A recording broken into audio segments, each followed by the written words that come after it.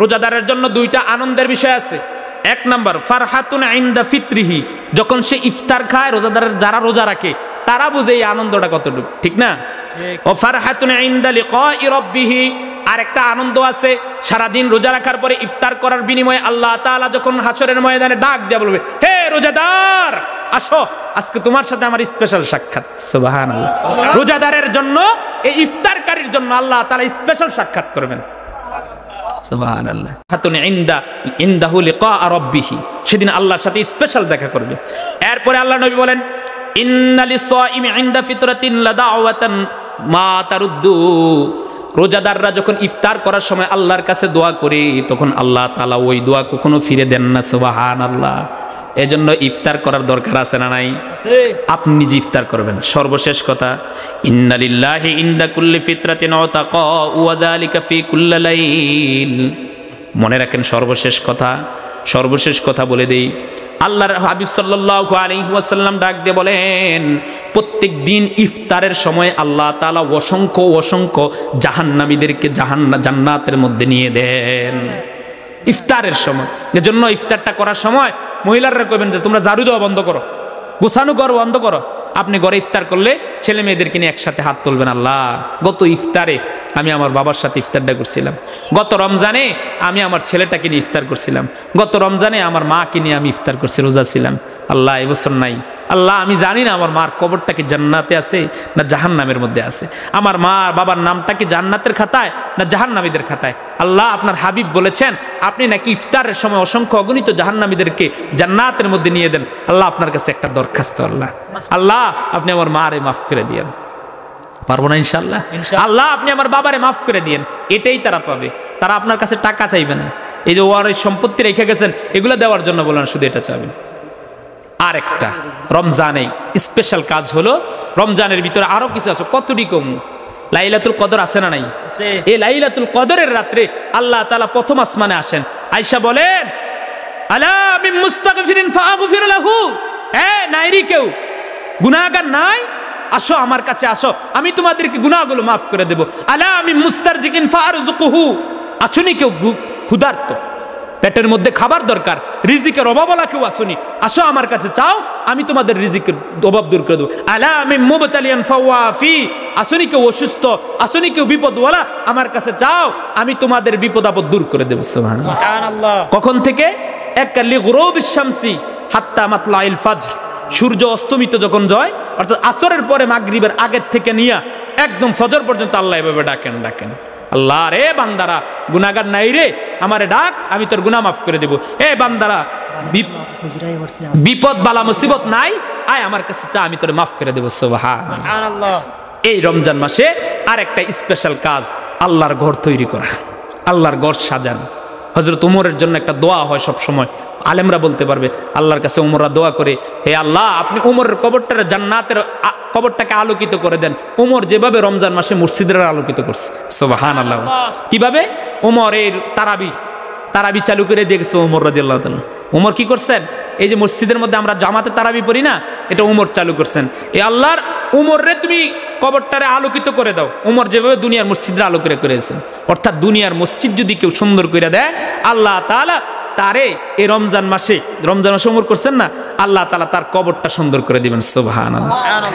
হযরতে হারুনুর রশিদের নাম শুনছেন নি? বাচ্চা হারুনুর রশিদের বিবি একদিন মসজিদের জুমার ময়দান থেকে আওয়াজ শুনতেছে, মান বানা লিল্লাহি মসজিদান বানাল্লাহু বাইতান ফিল জান্নাহ, যে ব্যক্তি দুনিয়ার জমিনে একটা মসজিদ বানাবে, আল্লাহ তাআলা তার জন্য জান্নাতের মধ্যে একটা ঘর বানাইবেন।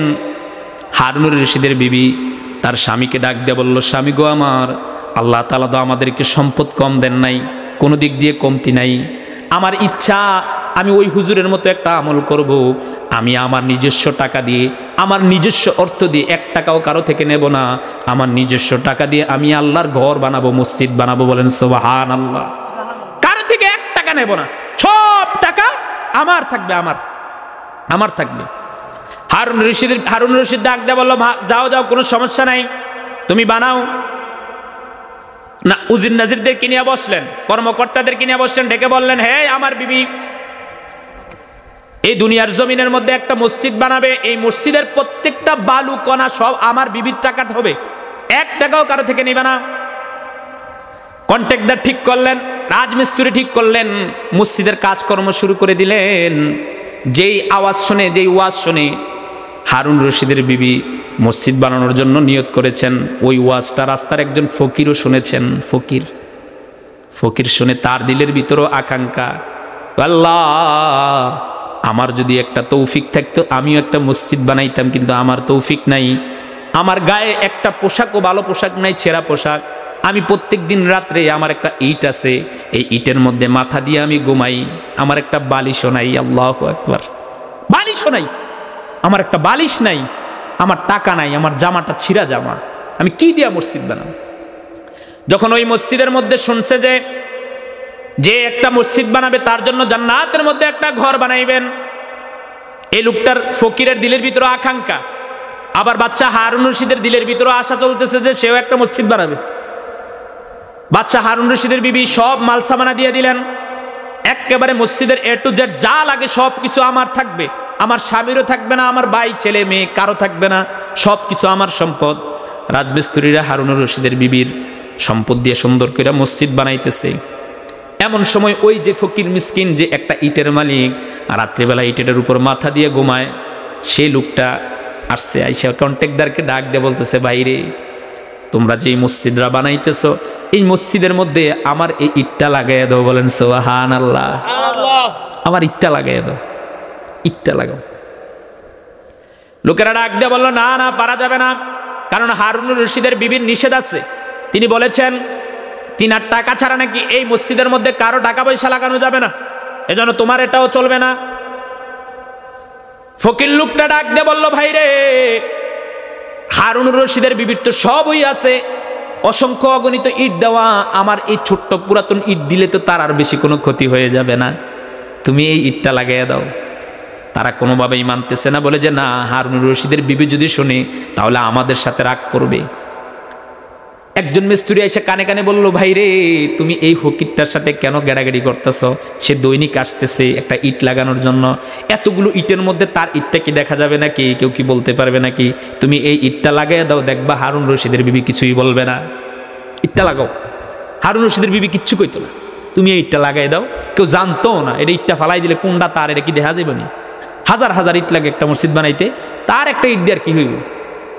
ফকির লোকটা এবার ইটটা দিয়ে দিলেন।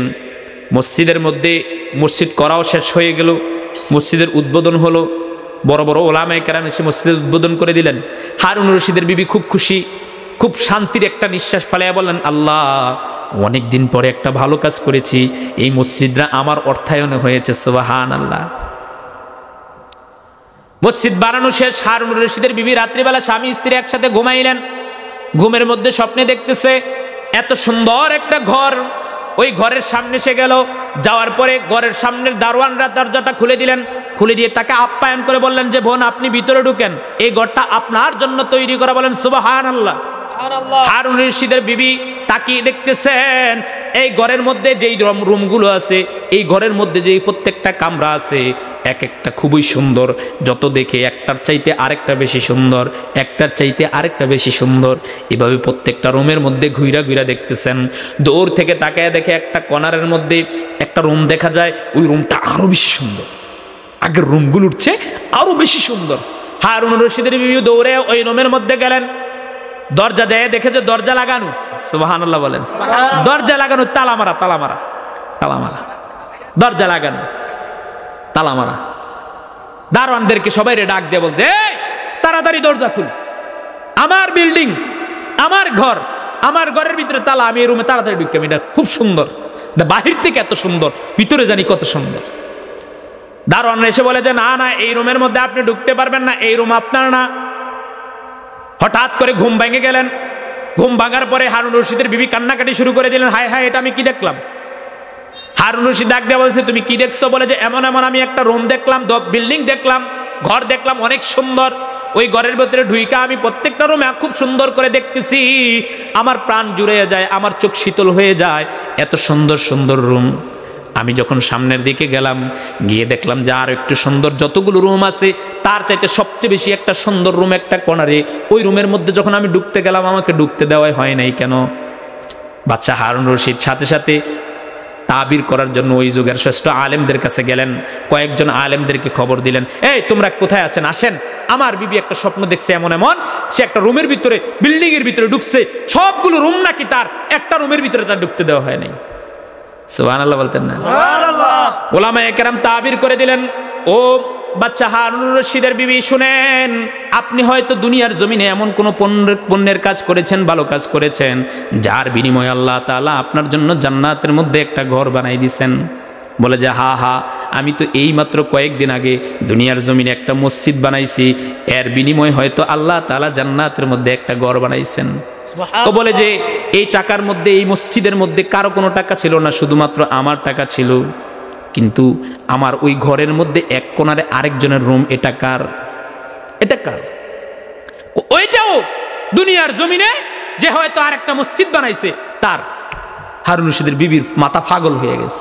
সকালবেলা এই মেস্তুর টেস্তুর কন্ট্রাক্টর সবাই ডাকছে, ডেকে কয়, এই আমি যে মসজিদ করলাম, আমার মসজিদের আমার টাকা ছাড়া, আমার সম্পদ ছাড়া আর কার টাকা ঢুকছে কো? সবাই ভয়ে ভয়ে কাঁপে আর বলে, বাদশাহ হারুন রশিদ বিবি গো, আপনি যে মসজিদ করার জন্য বলেছিলেন, আপনার মসজিদ চলাকালীন, মসজিদের কাজ চলাকালীন একটা ফকির দৈনিক আসতো একটা ইট নিয়ে, এসে বলতো যে ভাই আমার ইটটা লাগাইয়া দাও, আমরা তাকে দূর দূর করে তাড়াইয়া দিতাম, আবার এর পরের দিন আসতো, এভাবে কয়েকদিন যখন তাড়াইয়া দিলাম, হঠাৎ করে আমরা সবাই মিলে পরামর্শ করলাম যে এই লোকটার একটা মাত্র ইট, একটা ইট দিয়ে আর কি হবে, এজন্য তার ইটটা লাগাই দিছি।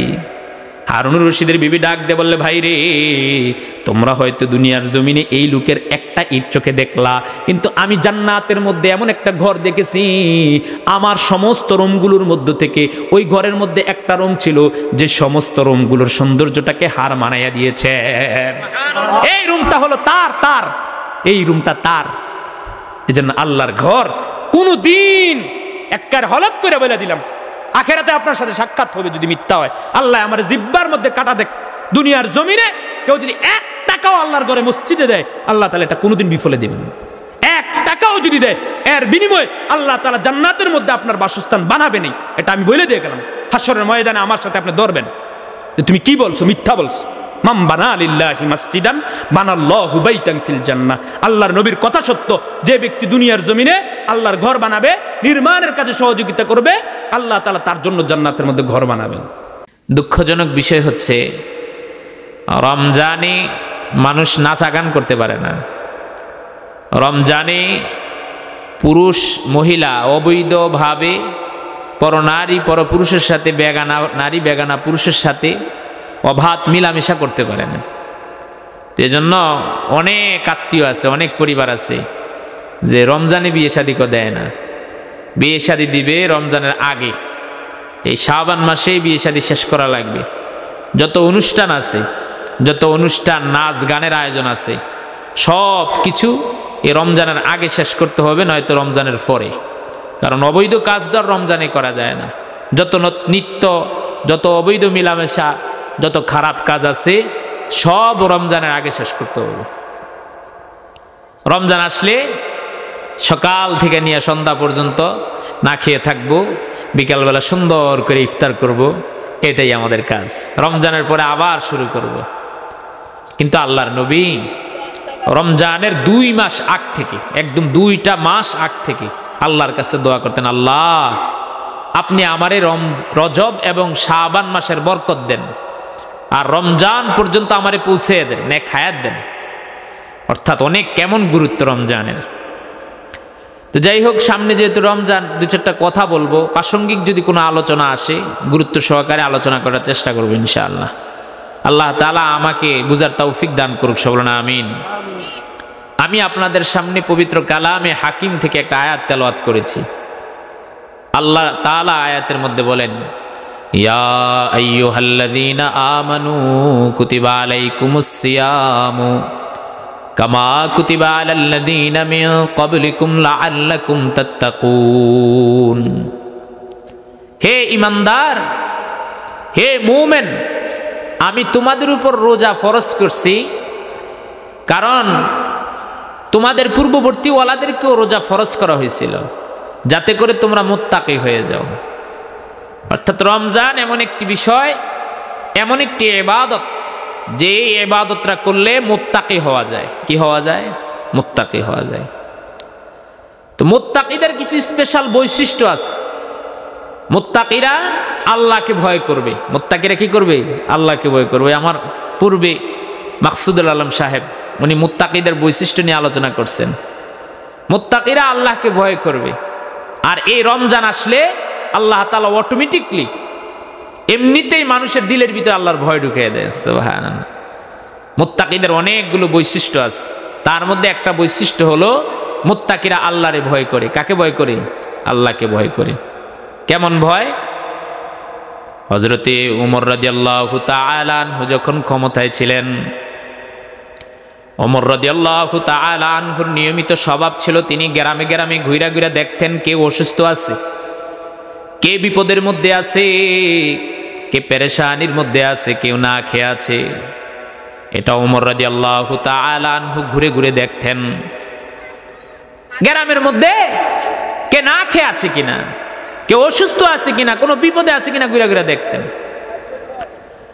হযরতে ওমর একদিন চিন্তা করলেন যে অনেক দিন তো গ্রামের মধ্যে ঘুরা দেখি, শহরে শহরে ঘুরা তো অনেক দেখলাম, কিন্তু মরুভূমির মধ্যেও তো অনেক লোক বসবাস করে, অনেক রাখালরা থাকে।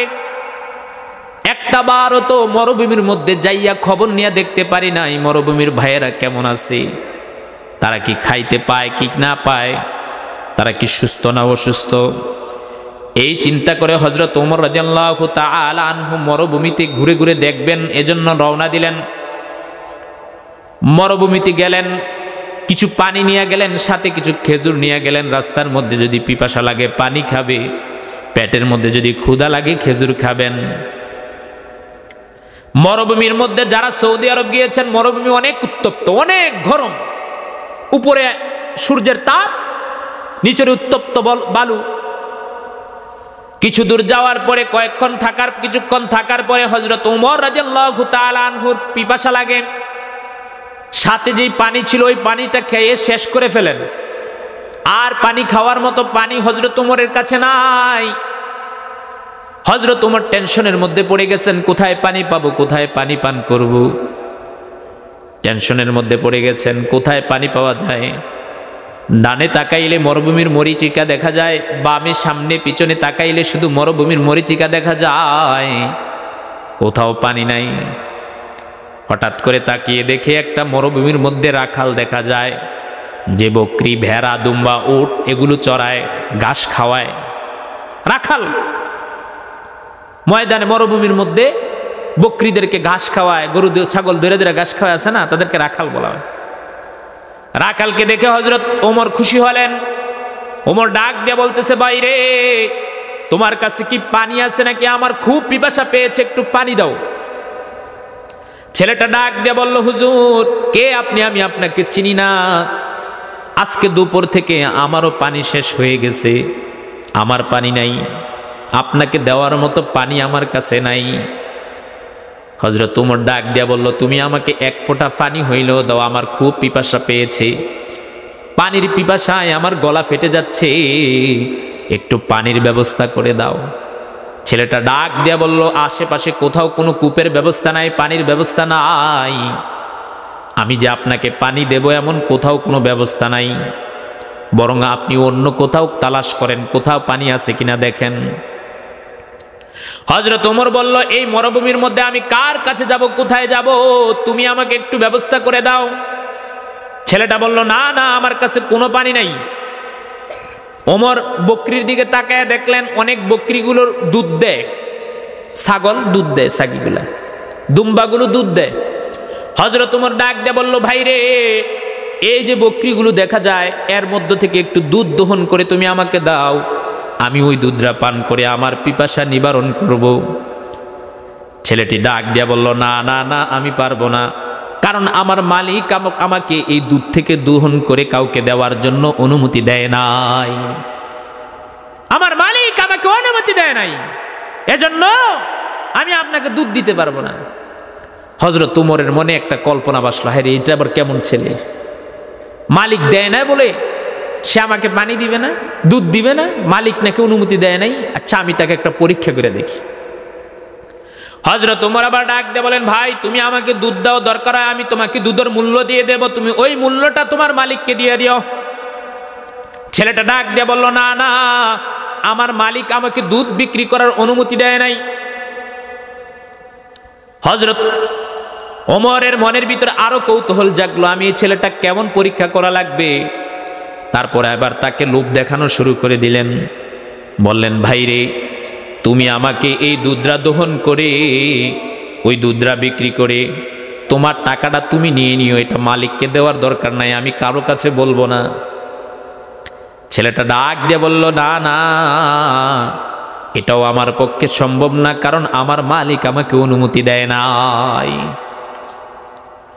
সর্বশেষ বলল যে তুমি আমাকে ওই বকরিটা আমার কাছে বিক্রি করে ফেলো, এই বকরিটা থেকে আমি দুধ দহন করে আমি নিজে নিজে দুধ পান করে নেব। ছেলেটা ডাক দিয়ে বলতেছে, না না, এটাও আমার মালিক অনুমতি দেয় নাই, আমার মালিক কোনো বকরি বিক্রি করার জন্য অনুমতি দেয় নাই, এজন্য আপনার কাছে বিক্রি করতে পারবো না। হযরত ওমর বলল, এটা কেমন আশ্চর্য ছেলে, কত লোভ দেখাইতেছি, কোনোটাই তো তার কাজে আসছে না। সর্বশেষ বলল যে তুমি আমার কাছে বকরিটা বিক্রি করো, বকরিটা থেকে আমি দুধ দহন করে আমি খাবো, খাওয়ার পরে আবার তোমাকে বকরিটা দিয়ে দেব, বিনিময়ে তোমার যে টাকাটা পাইবা ওইটা তুমি রাইখা দিও, তোমার মালিককে দেওয়ার দরকার নাই, আমাকেও দেওয়া লাগবে না। ছেলেটা বলল, না না না না, আমার মালিক আমাকে অনুমতি দেয় নাই। হযরত ওমর এবার বলতেছে, বাবারে, তোমার মালিক তো এখানে নাই, তোমার মালিক তো আর দেখতেছে না, তোমার মালিক তো দূরের কথা, আশেপাশে কেউ নাই, কেউ দেখতেছে না। ছেলেটা ওমরের দিকে আঙ্গুল তুলে বলল, বাবা কে আপনি? আমি আপনাকে চিনি না, আপনি যদি আমার বয়সে ছোট হইতেন তাহলে আমি আপনাকে ইচ্ছা মতো মারতাম। শোনেন, একটা কথা বলে রাখি, দুনিয়ার কোনো মানুষ হয়তো আমাদেরকে দেখে না, কিন্তু আল্লাহ রব্বুল আলামিন উপর থেকে আমাদেরকে অবশ্যই দেখতেছেন। দুনিয়ার কোনো মালিকের কথা বলি নাই, যেই মালিক আমাকে 3 বেলা খাবার খাওয়াইতেছে, যেই মালিক এই মরুভূমির মধ্যে আমাকে সুস্থ রাখছে, ওই মালিকই আমাকে অনুমতি দেয় নাই। একটা মালিকের, দুনিয়ার মালিকের হক নষ্ট করে অনুমতি না নিয়ে কোনো মাল বিক্রি করার, কাউকে কিছু দেওয়ার ওই মালিক আমাকে অনুমতি দেয় নাই, এজন্য আপনাকে দিতে পারি নাই। সুবহানাল্লাহ। এটার নাম হলো তাকওয়া, মুত্তাকিয়ারা। ইমাম গাজ্জালী রাহমাতুল্লাহি আলাইহি নওজোয়ান যখন ছিলেন, যুবক যখন ছিলেন, তার চেহারাটা খুবই সুন্দর ছিল। প্রত্যেক দিন যখন ইমাম গাজ্জালী বাড়িতে মাদ্রাসায় যাইতেন, মাদ্রাসা যাওয়ার পথে যে রাস্তা দিয়ে আসা যাওয়া করতেন, ওই রাস্তার পাশে একজন কাজীর বাড়ি ছিল। কাজী মানে বিচারক। কাজী আগে বলা হইতো, যারা বিচার করত তাদেরকে কাজী বলা হইতো। কাজীর বাড়ি ছিল, এখন মনে করেন একটা মেম্বার চেয়ারম্যান। ওই কাজীর একটা মেয়ে ছিল খুবই সুন্দরী। ওই মেয়েটা প্রত্যেক দিন ইমাম গাজ্জালী যখন তার বাড়ির সামনে দিয়ে আসা যাওয়া করত, ওই মেয়েটা গাজ্জালীর দিকে তাকায়া থাকতো আর মনে মনে বলতো, এত সুন্দর মানুষ কেউ আল্লাহ তাআলা দুনিয়ার জমিনে পাঠাইছে, কত সুন্দর চেহারা, কত আদববান, কত সুন্দর দেখতে দেখা যায়। একদিন, 2 দিন, 3 দিন কাজী মেয়েটা ওই ইমাম গাজ্জালী রহমাতুল্লাহ আলাইহিকে দেখে পছন্দ করে ফেলে। তার দিলের ভিতরে বাসনা ইমাম গাজ্জালীকে বিয়ে করবে। একদিন ইমাম গাজ্জালী যখন মাদ্রাসায় কিতাব নিয়ে যাচ্ছেন, এমন সময় ওই কাজীর মেয়ে তার বান্দিকে, তার দাসীকে পাঠাইলেন ইমাম গাজ্জালীর কাছে, যাও এই যে গাজ্জালীকে গিয়ে ডেকে নিয়ে আসো, বলো যে উপরে কাজী সাহেবের মেয়ে ডাকছে। ইমাম গাজ্জালী রাহমাতুল্লাহ আলাইহি উপরে গেলেন। যাওয়ার পরে মেয়েটা ডাক দিয়ে বলতেছে, হে ইমাম গাজ্জালী, আমি তোমাকে বিয়ে করতে চাই, তুমি আমাকে এই মুহূর্তে বিয়ে করো। ইমাম গাজ্জালী রাহমাতুল্লাহ আলাইহি বলতেছে, না না, কিছুতেই সম্ভব না, কারণ এখন আমি পড়াশোনা করতেছি, আমার পড়াশোনা আছে, আমি এখন বিয়ে করতে পারবো না। আর তুমি তো পর্দা করো না, তুমি তো বেপরদায় চলো, তুমি অশ্লীল বেহায়াপানার মতো চলাফেরা করো, আর আমি একটা সচেতন পুরুষ হিসাবে তোমার মতো মেয়েকে আমি বিয়ে করা সম্ভব না। এবার মেয়েটা ইমাম গাজ্জালীকে প্রস্তাব দিলেন, হে ইমাম গাজ্জালী, তুমি আমাকে বিয়ে করা লাগবে না, এই বিল্ডিং এর মধ্যে, এই বাসার মধ্যে এখন কেউ নাই, তুমি আমার সাথে শারীরিক সম্পর্ক করো, সম্পর্ক করে তুমি চলে যাও, তারপরে আর তোমার কাছে আমি কোনো কিছু চাবো না, কোনো বিয়ের দরকার নাই। ইমাম গাজ্জালী বলল, না না, এটাও আমার পক্ষে সম্ভব না। কারণ দুনিয়ার জমিনে যদি কেউ জিনার কাজে জড়িত হয়, আল্লাহ তাআলা তাকে মৃত্যুর পরে পরে মৃত্যুর সাথে সাথে জাহান্নামের আগুনের মধ্যে, উত্তপ্ত আগুনের মধ্যে নিক্ষেপ করবেন। আমার পক্ষে সম্ভব না দুনিয়ার জমিনে এই জিনার সাথে আমি সম্পর্ক জড়িত হতে পারবো না। ইমাম গাজ্জালি যখন প্রস্তাবে রাজি হলেন না, মেয়েটা ডাক দিয়ে বললেন, হে ইমাম গাজ্জালি, তুমি যদি এবার আমার প্রস্তাবে রাজি না হও তাহলে আমি তোমার নামে বদনাম উঠিয়ে দেব। এখন আমি চিল্লা পাল্লা শুরু করে দেব। আমি মানুষকে গিয়ে বলবো যে এই ছেলেটা আমার সাথে উপরে জোর করে খারাপ কাজ করার জন্য দৌড়ছে। নাউজুবিল্লাহ বলেন, নাউজুবিল্লাহ, পেছে ফেলাই দিবে যে এই ছেলেটা আমাকে এই উপরে একা পাইয়া আমার সাথে খারাপ কাজ করার জন্য আমারে দৌড়ছে। এখন তোমার সম্মান সব নষ্ট হয়ে যাবে। ইমাম গাজ্জালি রহমাতুল্লাহ আলাইহি টেনশনের মধ্যে পড়ে গেলেন, কি করবে, টেনশন। ইমাম গাজ্জালি রহমাতুল্লাহ আলাইহি এবার চিন্তা করলেন যে বোন, তুমি আমাকে ছেড়ে দাও, আমার সাথে এমনটা করো না। মেয়েটা বলল, না না, তোমার কোনো ছাড় নাই। তুমি আমাকে অশ্লীল মেয়ে বলেছ, তুমি আমাকে খারাপ মেয়ে বলেছ। তুমি হয়তো আমার সাথে শারীরিক সম্পর্ক করো, নয়তো তুমি আমাকে বিয়ে করো। ইমাম গাজ্জালি বলল, আচ্ছা ঠিক আছে, তুমি আমাকে 2টা মিনিট সময় দাও, আমি বাথরুমে যাই, আমি ওয়াশরুমে যাব। ইমাম গাজ্জালিকে বললেন, আচ্ছা যাও, তুমি যাও। গাজ্জালি রহমাতুল্লাহি আলাইহি বাথরুমের মধ্যে গেলেন। বাথরুমের মধ্যে গিয়ে আল্লাহ তাআলার দিকে 2টা হাত তুলে আল্লাহর কাছে বললেন, ওগো আল্লাহ, তুমি আমাকে কি এমন বিপদের মধ্যে ফালাইলা গো মালিক। জানি না কোন অপরাধের কারণে আজকে তুমি আমাকে এই পরীক্ষার মধ্যে ফালাইছো। এই মেয়েটার সাথে যদি আমি বিয়ে করি, আমার সারাটা জীবন অশান্তিতে কাটবে। এই মেয়েটার সাথে যদি আমি জিনা করি, তাহলে মৃত্যুর পরে আমার কবরের মধ্যে আযাব শুরু হয়ে যাবে। ওগো আল্লাহ, এই মেয়েটাকে বিয়ে করাও সম্ভব না, এই মেয়ের সাথে জিনা করাও আমার সম্ভব না। আপনি আপনার অশেষ মেহেরবানিতে আমাকে এই মুহূর্তে এখান থেকে বাঁচিয়ে দেন। আপনি আমারে আপনার মেহেরবানিতে আমারে বাঁচিয়ে দেন। ইমাম গাজ্জালি এভাবে চোখের পানি ফালায় আর বাথরুমের মধ্যে বসে বসে কাঁদে।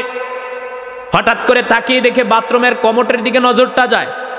বাথরুমের কমোটের মধ্যে নজরটা যাওয়ার পরে ইমাম গাজ্জালি রহমাতুল্লাহ আলাইহি বাথরুমের কমোট থেকে বাথরুমের ময়লাগুলা, মানুষের পায়খানাগুলা এভাবে বাম হাতের আঙ্গুল দিয়া, কনিষ্ঠ আঙ্গুল দিয়া শরীরের মধ্যে, কাপড়ের মধ্যে লাগাইলেন, দাড়ির মধ্যে লাগাইলেন, শরীরের মধ্যে লাগাইলেন, পাঞ্জাবির মধ্যে লাগাইলেন, টুপির মধ্যে লাগাইলেন। এই ময়লাগুলো লাগাইয়া এবার বাহিরে আসলেন। আসার পরে বাহিরে যখন আসলেন, এবার আপনারাই বলেন, বাথরুমের ময়লা যদি শরীরের মধ্যে লাইগা থাকে, গন্ধ আসে না ঘ্রাণ আসে? গন্ধ আসে। যত বড় সুদর্শন পুরুষই হোক না কেন, যত বড় স্মার্ট ছেলেই হোক না কেন, একটা ছেলের গায়ে যদি ময়লা লেগে থাকে, কোনো সুন্দরী মেয়েকে তাকে ধরবে, তার কাছে যাবে। মেয়েটা এবার ডাক দিয়ে বলেন, হে গাজ্জালি, হে গাজ্জালি, আমি তোমাকে অনেক ভদ্র মনে করতাম, আমি তোমাকে অনেক স্মার্ট মনে করতাম, আমি তোমাকে অনেক সুদর্শন মনে করতাম, আমি তোমাকে অনেক স্বচ্ছ একটা ছেলে মনে করতাম। এখন তাকায় দেখলাম তোমার মতো অভদ্র, তোমার মতো এত খারাপ ছেলে, তোমার মতো এত অপরিষ্কার ছেলে আমি আর কোথাও দেখি নাই। যাও যাও যাও, তুমি তাড়াতাড়ি আমার বিল্ডিং থেকে বের হয়ে যাও। সুবহানাল্লাহ বলতেন না? সুবহানাল্লাহ, আল্লাহু আকবার বলবেন না? এটার নাম তাকওয়া। মুত্তাকি তো এরাই। মাদ্রাসায় রওনা দিয়েছে ধরেন 9টা। এই মেয়েটার সাথে কথায় কাটাকাটি এবং ঝগড়াতে কেটে গেছে 10টা, 1-1.5 ঘন্টা পার হয়ে গেছে। ওইদিক দিয়ে মাদ্রাসার শিক্ষকরা গাজ্জালির জন্য অপেক্ষা করতেছে। গাজ্জালি কই? কোনোদিন তো গাজ্জালি দেরি করে আসে না, কোনোদিন তো মাদ্রাসা মিস দেয় নাই। আজকে কেন মাদ্রাসা মিস দিচ্ছে, দেরি করতেছে কেন করতেছে? সকল শিক্ষকরা মাঠের মধ্যে দাঁড়িয়ে আছে। ইমাম গাজ্জালি রহমাতুল্লাহ আলাইহি দৌড়ে মাদ্রাসার মধ্যে যখন গেলেন, শিক্ষকরা তাকিয়ে দেখি ইমামের গাজ্জালি রহমাতুল্লাহ আলাইহির চোখ দিয়ে জর্জর করে পানি বাইর হইতেছে। শিক্ষকরা আঞ্জা করে এভাবে বুকের মধ্যে জড়াইয়া ধরলেন।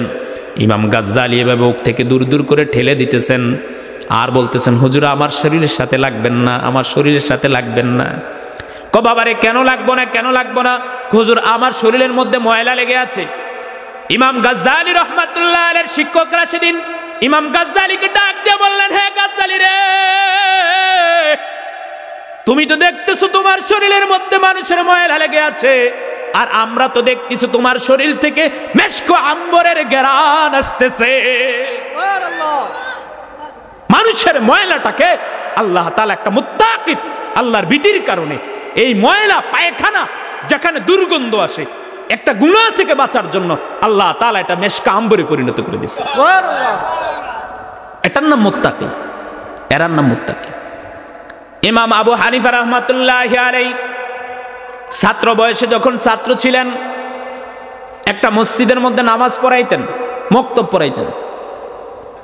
রাত্রিবেলা মসজিদের মধ্যে এশার নামাজ পড়ে মসজিদের দরজা যখন তালা মারে এমন সময় একটা মেয়ে এসে দরজার মধ্যে ডাক দিলেন, হুজুর আমার একটু কথা আছে। ইমাম আবু হানিফা রাহমাতুল্লাহ আলাইহি ডাক দিয়ে বললেন, বোন রে তোমার কি কথা? কয় দেখেন না এই গ্রাম এবং সামনের গ্রামে ঝগড়া লেগে আছে, আমি আজকে দুপুর থেকে এখানে দাঁড়িয়ে আছি, দুই গ্রামের মারামারির কারণে আমি সামনের দিকে যাইতে পারতেছি না। আমার সামনের গ্রামে আমার একটা বোনের বাড়ি, এই গ্রাম থেকে যারাই ওই গ্রামে যায় তাদেরকে ধরে মেরে কোবায়, তাদেরকে আঘাত করে। এখন আমি যদি সামনে যাই তাহলে আমাকে মেরে ফেলবে। এভাবে অপেক্ষা করতে করতে আমি আমার সারাটা সময় এখানে কাটাই দিলাম। এখন সন্ধ্যা হয়ে গেছে, অন্ধকার হয়ে গেছে। দুষ্টু ছেলেরা রাস্তার মধ্যে দাঁড়িয়ে আছে, রান্দা নিয়ে, দা আছেন, কুড়াল নিয়ে দাঁড়িয়ে আছে, যারাই ওইদিকে যায় তাদেরকে মারে। দুষ্টু ছেলেরা রাস্তার মধ্যে দাঁড়িয়ে আছে, এখন আমি তো ওইদিকে যাইতে পারবো না। হুজুর আমাকে আপনি একটু আশ্রয় দেন, আমি রাত্রিবেলাটা কিছু সময় আপনার এখানে কাটাবো, সকালবেলা ফজর আগে আমার জাগায় দিলে ওই সময় তো সবাই ঘুমাই থাকবে, আমি ফার্স্ট টাইমে উঠে আমার বোনের বাড়িতে চলে যাব। ইমাম আবু হানিফা রাহমাতুল্লাহ আলাইহি বলল, বোন রে এই যে তাকায় দেখো আমার এখানে থাকার মতো কোনো জায়গা নাই, মসজিদের এক কোনায় থাকি। অনেক ইমাম সাহেব আছে না নাই যে মসজিদের কোনার মধ্যে ঘুমায়, রুম নাই, আছে না? এই দেখো আমি মসজিদের কোনার মধ্যে ঘুমাই, তোমাকে যে এখানে জায়গা দেব এমন কোনো ব্যবস্থা নাই। মেয়েটা ডাক দিয়ে বলল, হুজুর আমি যদি এখন রাস্তার অলিতে গলিতে রাত্রিবেলা ঘোরাফেরা করি তাহলে দুষ্টু ছেলেরা আমার শরীরের উপর আক্রমণ করবে, আমার সাথে জিনাব করবে, আমার সাথে খারাপ আচরণ করবে। আপনি কি একটা আলেম হইয়া চান আমাকে নষ্ট করো? ইমাম আবু হানিফা বলল, না এটা তো আমি কখনো চাই না। তাহলে আপনি যে বিছানায় শুন আমার একটা কানির জায়গা করে দেন, আমি সকালবেলা ফজরের আগে উঠে আমি চলে যাব। ইমাম আবু হানিফা বলল, না না বোন এটা কিভাবে সম্ভব? এই এলাকার মানুষ আমাকে খুবই ভালো জানে, তারা যদি দেখে তুমি আমার মসজিদের মধ্যে ঘুমিয়ে আছো, আমি একটা অবিবাহিত ছেলে, আমার অবিবাহিত ছেলের রুমে যদি মসজিদের মধ্যে যদি একটা নারী থাকে, একটা নওজোয়ান যুবক থাকে, যুবতী থাকে, তাহলে তারা আমাকে খারাপ ভাববে, এজন্য তোমাকে এখানে জায়গা দেওয়া সম্ভব না। মেয়েটা বারবার অনুরোধ করে বলল, হুজুর কোনো কিছু মনে করবেন না, আপনি যদি আমার এখানে আশ্রয় না দেন তাহলে আমার বিশাল ক্ষতি হয়ে যাব। এখন আমি না যাইতে পারবো বাড়িতে, না যাইতে পারবো বোনের বাড়িতে, কোথাও যাওয়ার কোনো জায়গা নাই, আপনি আমার দয়া করে আশ্রয় দেন। ইমাম আবু হানিফার মেয়েটার প্রতি একটু দরদ লাগলো, মায়া লাগলো। মায়া লাগার পরে ইমাম আবু হানিফা বলল, বোন আচ্ছা ঠিক আছে, তুমি আমার বিছানার মধ্যে ঘুমিয়ে থাকো, শীতকাল, আমি আমার রাত্রটাকে যে কোনো ভাবে হোক আমি কাটাই দেব, তুমি ঘুমাও। ইমাম আবু হানিফার বিছানার মধ্যে মেয়েটাকে জায়গা করে দিলেন। ইমাম আবু হানিফা গিয়া মসজিদের যে মিম্বার আছে, মেহরাব আছে, ওই মেহরাবের মধ্যে একটা মোমবাতি লাগাইয়া কোরআন তেলাওয়াত করতেছে কিংবা অন্যান্য কিতাব পড়তেছে। মেয়েটা মসজিদের ওই কোণার মধ্যে ঘুমিয়ে আছে। ইমাম আবু হানিফা মেহরাবের মধ্যে মিম্বারের মধ্যে রাইখা কোরআনুল কারীম রাইখা সেখানে তেলাওয়াত করতেছে, মোমবাতির আগুন দিয়ে তেলাওয়াত করে। হয় মেয়েটা ইমাম আবু হানিফার দিকে তাকাইয়া দেখে ইমাম আবু হানিফা কতক্ষণ আগুনের মধ্যে, মোমবাতির আগুনের মধ্যে হাতটা দেয়, আবার টান দিয়ে নিয়ে আসে, কতক্ষণ পরে আবার হাত দেয়, কতক্ষণ রেখে আবার টান দিয়ে নিয়ে আসে। এভাবে সারা রাত্র ইমাম আবু হানিফা এভাবে মোমবাতির আগুনের মধ্যে হাত দেয়, আবার টান দিয়ে নিয়ে আসে, মোমবাতির আগুনের মধ্যে হাত দেয়, আবার টান দিয়ে নিয়ে আসে। এমন করে সারাটা রাত্র কাটাইয়া দিলেন। ফজরের আজানের পূর্বে ইমাম আবু হানিফা মেয়েটাকে ডাক দিয়ে দিলেন, বোন রে তাড়াতাড়ি ঘুম থেকে ওঠো, বাড়িতে যাও, তুমি যেখানে যাওয়ার তাড়াতাড়ি যাও, এক্ষুনি ফজরের আজান হবে, আমার মুসল্লিরা চলে আসবে, আয়েশা যদি তোমাকে দেখে তাহলে আমার নামে বদনাম উঠিয়ে দেবে, তাড়াতাড়ি যাও। মেয়েটা ডাক দিয়ে বলল, না না না আমি যাব না, আমার কিছু কথা আছে। ইমাম আবু হানিফা রাহমাতুল্লাহ আলাইহি ডাক দিয়ে বলেন, বোন রে কি কথা, তুমি একটু তাড়াতাড়ি বলো, কারণ এখনই আমার মুসল্লিরা চলে আসবে, মুসল্লিরা আয়েশা আমাকে নানান কথা বলবে। মেয়েটা ডাক দিয়ে বলল, হে যুবক, আমি আপনাকে চিনি না কে আপনি, কিন্তু সারা রাত্র আমি আপনার দিকে তাকিয়েছিলাম। আপনি একটা কাজ করেছেন, এটা কেন করেছেন আমার জানার খুবই ইচ্ছা। ইমাম আবু হানিফা বলতেছে, বোন রে কি কাজ, তাড়াতাড়ি বলো। বলে যে আমি তাকিয়ে দেখলাম আপনি সামনে যে মোমবাতির আগুনটা ছিল, কতক্ষণ ওই আগুনের মধ্যে হাত দিয়ে রাখেন, আবার কিছুক্ষণ রেখে হাতটা টান দিয়ে নিয়ে আসেন, আবার হাত দেন, আবার টান দিয়ে নিয়ে আসেন, এভাবে সারাটা রাত্র কাটাই দিলেন, কিন্তু কেন করলেন এটা আমার জানা লাগবে। ইমাম আবু হানিফা ডাক দিয়ে বলল, না না না, এটা আমি বলতে পারবো না। যদি আপনি না বলেন তাহলে আমি এখান থেকে এক পাও নড়াচড়া করব না, বলবেন তারপরে যাব। ইমাম আবু হানিফা ডাক দিয়ে বলল, বোন রে শোনো শোনো শোনো, তুমি একটা সুন্দরী মেয়ে, তুমি আমার রাত্রিবেলা একক আমার বিছানার মধ্যে শুয়ে আছো, তোমার দিকে তাকানোর পরে আমার মাথার মধ্যে একটা খারাপ ধারণা আসলো। মনে মনে ভাবলাম যে হে, এই মেয়েটার সাথে গিয়ে জিনা করি, এই মেয়েটার সাথে গিয়ে অপকর্ম করি, খারাপ কাজ করি।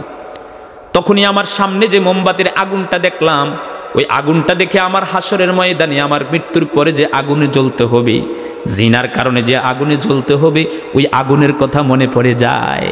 সুবহানাল্লাহ। ওই আগুনটা দেখে আমি টেনশনের মধ্যে পড়ে গেলাম। দুনিয়ার মধ্যে এটা সামান্য একটা আগুন, এর চাইতে হাজার হাজার হাজার হাজার গুণ বেশি উত্তপ্ত, এর চাইতে হাজার হাজার বেশি গুণ গরম। জাহান্নামের জিনাকারীদের জন্য যে আগুন প্রস্তুত করে রেখেছেন, আমি ওই আগুনের দিকে তাকাইলাম, তাকায় এবার দেখলাম যে দুনিয়ার আগুনটা সহ্য করতে পারি কিনা। আমি কতক্ষণ হাতটা দিয়ে দেখি, কয়েক সেকেন্ড রাখার পরে আমি আমার হাতটা আর আগুনের মধ্যে রাখতে পারি না। আমি সারা রাত এভাবে করলাম, আর আল্লাহর কাছে বললাম, ওগো আল্লাহ, আমি যদি দুনিয়ার জমিনের একটা সামান্য মোমবাতির আগুন কয়েক সেকেন্ড হাতের মধ্যে লাগাইয়া না রাখতে পারি, তাহলে জিনা করার কারণে যে মৃত্যুর পরে অসংখ্য অগণিত বছর উত্তপ্ত আগুনের মধ্যে লাগাইয়া ফালাইয়া রাখবে, সে আগুনটা আমি কিভাবে সহ্য করব। এটা ভেবে ভেবে ভেবে ভেবে আমি সারা রাত্র কাটাই দিছি, তোমার দিকে আর আমার কোনো জোর যায় নাই। সুবহানাল্লাহ। এটার নাম তাকওয়া। এটার নাম কি? তাকওয়া। এই তাকওয়া অর্জন করা ওই পর্যায়ে যাইতে অনেক কঠিন। আল্লাহ তাআলা বলেন, ইয়া আইয়ুহাল্লাযীনা আমানু কুতিবা আলাইকুমুস সিয়ামু কামা কুতিবা আলাল্লাযীনা মিন ক্বাবলিকুম লাআল্লাকুম তাত্তাকুন। হে ঈমানদাররা, আমি তোমাদের উপর সিয়াম ফরজ করেছি, রোজা ফরজ করেছি, যেমনিভাবে তোমাদের পূর্ববর্তীওয়ালাদের উপর ফরজ করা হয়েছিল, যাতে তোমরা মুত্তাকি হয়ে যাও, তাকওয়াবান হয়ে যাও। এই যে এতক্ষণ তাকওয়ার কথা বললাম, এই তাকওয়ার অর্জন করতে হলে রমজান লাগবে। কি লাগবে? রমজান। অর্থাৎ রোজা রাখলে এক নম্বরে মানুষের তাকওয়া, রমজান মাসে মানুষ তাকওয়াবান হয়ে যায়, তাকওয়াবান মুত্তাকি হয়ে যায়। বলতে পারেন যে বাবারে সামনে রমজান আসতেছে, রমজান আসলে আর কি লাভ? আল্লাহর নবী সাল্লাল্লাহু আলাইহি ওয়াসাল্লাম ডাক দিয়ে বলেন, কুল্লু আমাল ইবনে আদম ইউদাইফু আল হাসানাতু বিআশরি আমসালিহা ইলা 700 দিফিন। আদম সন্তানের এক একটা ভালো কাজের সওয়াব আল্লাহ তাআলা রমজান ছাড়া 10 গুণ বৃদ্ধি করে দেয়, 10 গুণের 70 গুণ বাড়াইয়া দেয়। সুবহানাল্লাহ বলেন না? আল্লাহ তাআলা বলেন, ক্বালা আল্লাহু তাআলা ইল্লা সাওম, শুধু রোজা ছাড়া। কি ছাড়া? রোজা ছাড়া। রোজার মধ্যে আল্লাহ তাআলা কোনো সওয়াব নির্ধারিত করে দেন নাই। একটা রোজা রাখলে 10টা সওয়াব, এমন কোনো কথা বলেন নাই। আল্লাহ তাআলা ডাক দিয়ে বলেন, ক্বালা আল্লাহু তাআলা ফা ইন্নাহু লি ওয়া আনা আজজি বিহি। রোজা কেবলমাত্র মানুষ আল্লাহর সন্তুষ্টির জন্য রাখে, আর এর প্রতিদান আল্লাহ তাআলা নিজে দিবেন, নিজে। সুবহানাল্লাহ, সুবহানাল্লাহ। দুনিয়ার সব ইবাদতের সব একটা পরিমাণ আছে। নামাজ পড়লে এত সওয়াব, নামাজ পড়লে দান সদকা করলে এত সওয়াব, কিন্তু রোজার কোনো পরিমাণ নেই। রোজার কি নাই? পরিমাণ নাই। আল্লাহ তাআলা বলেন, ফা ইন্নাহু লি ওয়া আনা আজজি বিহি। রোজা মানদারা শুধু আমার জন্য রাখে, আর এর প্রতিদান আমি আল্লাহ নিজেই দেব। সুবহানাল্লাহ। বলতে পারেন যে বাবা রোজা মানুষ কিভাবে রাখে, আল্লাহর জন্য কিভাবে রাখে, এটা তো বুঝলাম না। মানুষ যখন রোজা রাখে, কোনোদিন রোজা মানুষকে না খায় দেখানোর জন্য রাখে না। নামাজ কিন্তু মানুষকে দেখানোর জন্য পড়ে, দান সদকা মানুষ দেখানোর জন্য দান করে, কিন্তু রোজা মানুষকে দেখানোর জন্য করে না। মানুষকে ধরেন সকালবেলা বউরে দেখানোর লেগা, স্ত্রীরে দেখানোর জন্য রোজা রাখলো, ভোর রাত্রে ভাত খাইলো। এখন সারাদিন কি স্ত্রী তার সাথে থাকে? পানিতে যখন, পুকুরে যখন গোসল করতে যায়, ইচ্ছা করলে সে সেখানে একটা ডুব দিয়ে পানি খাইলে পারে কি পারে না?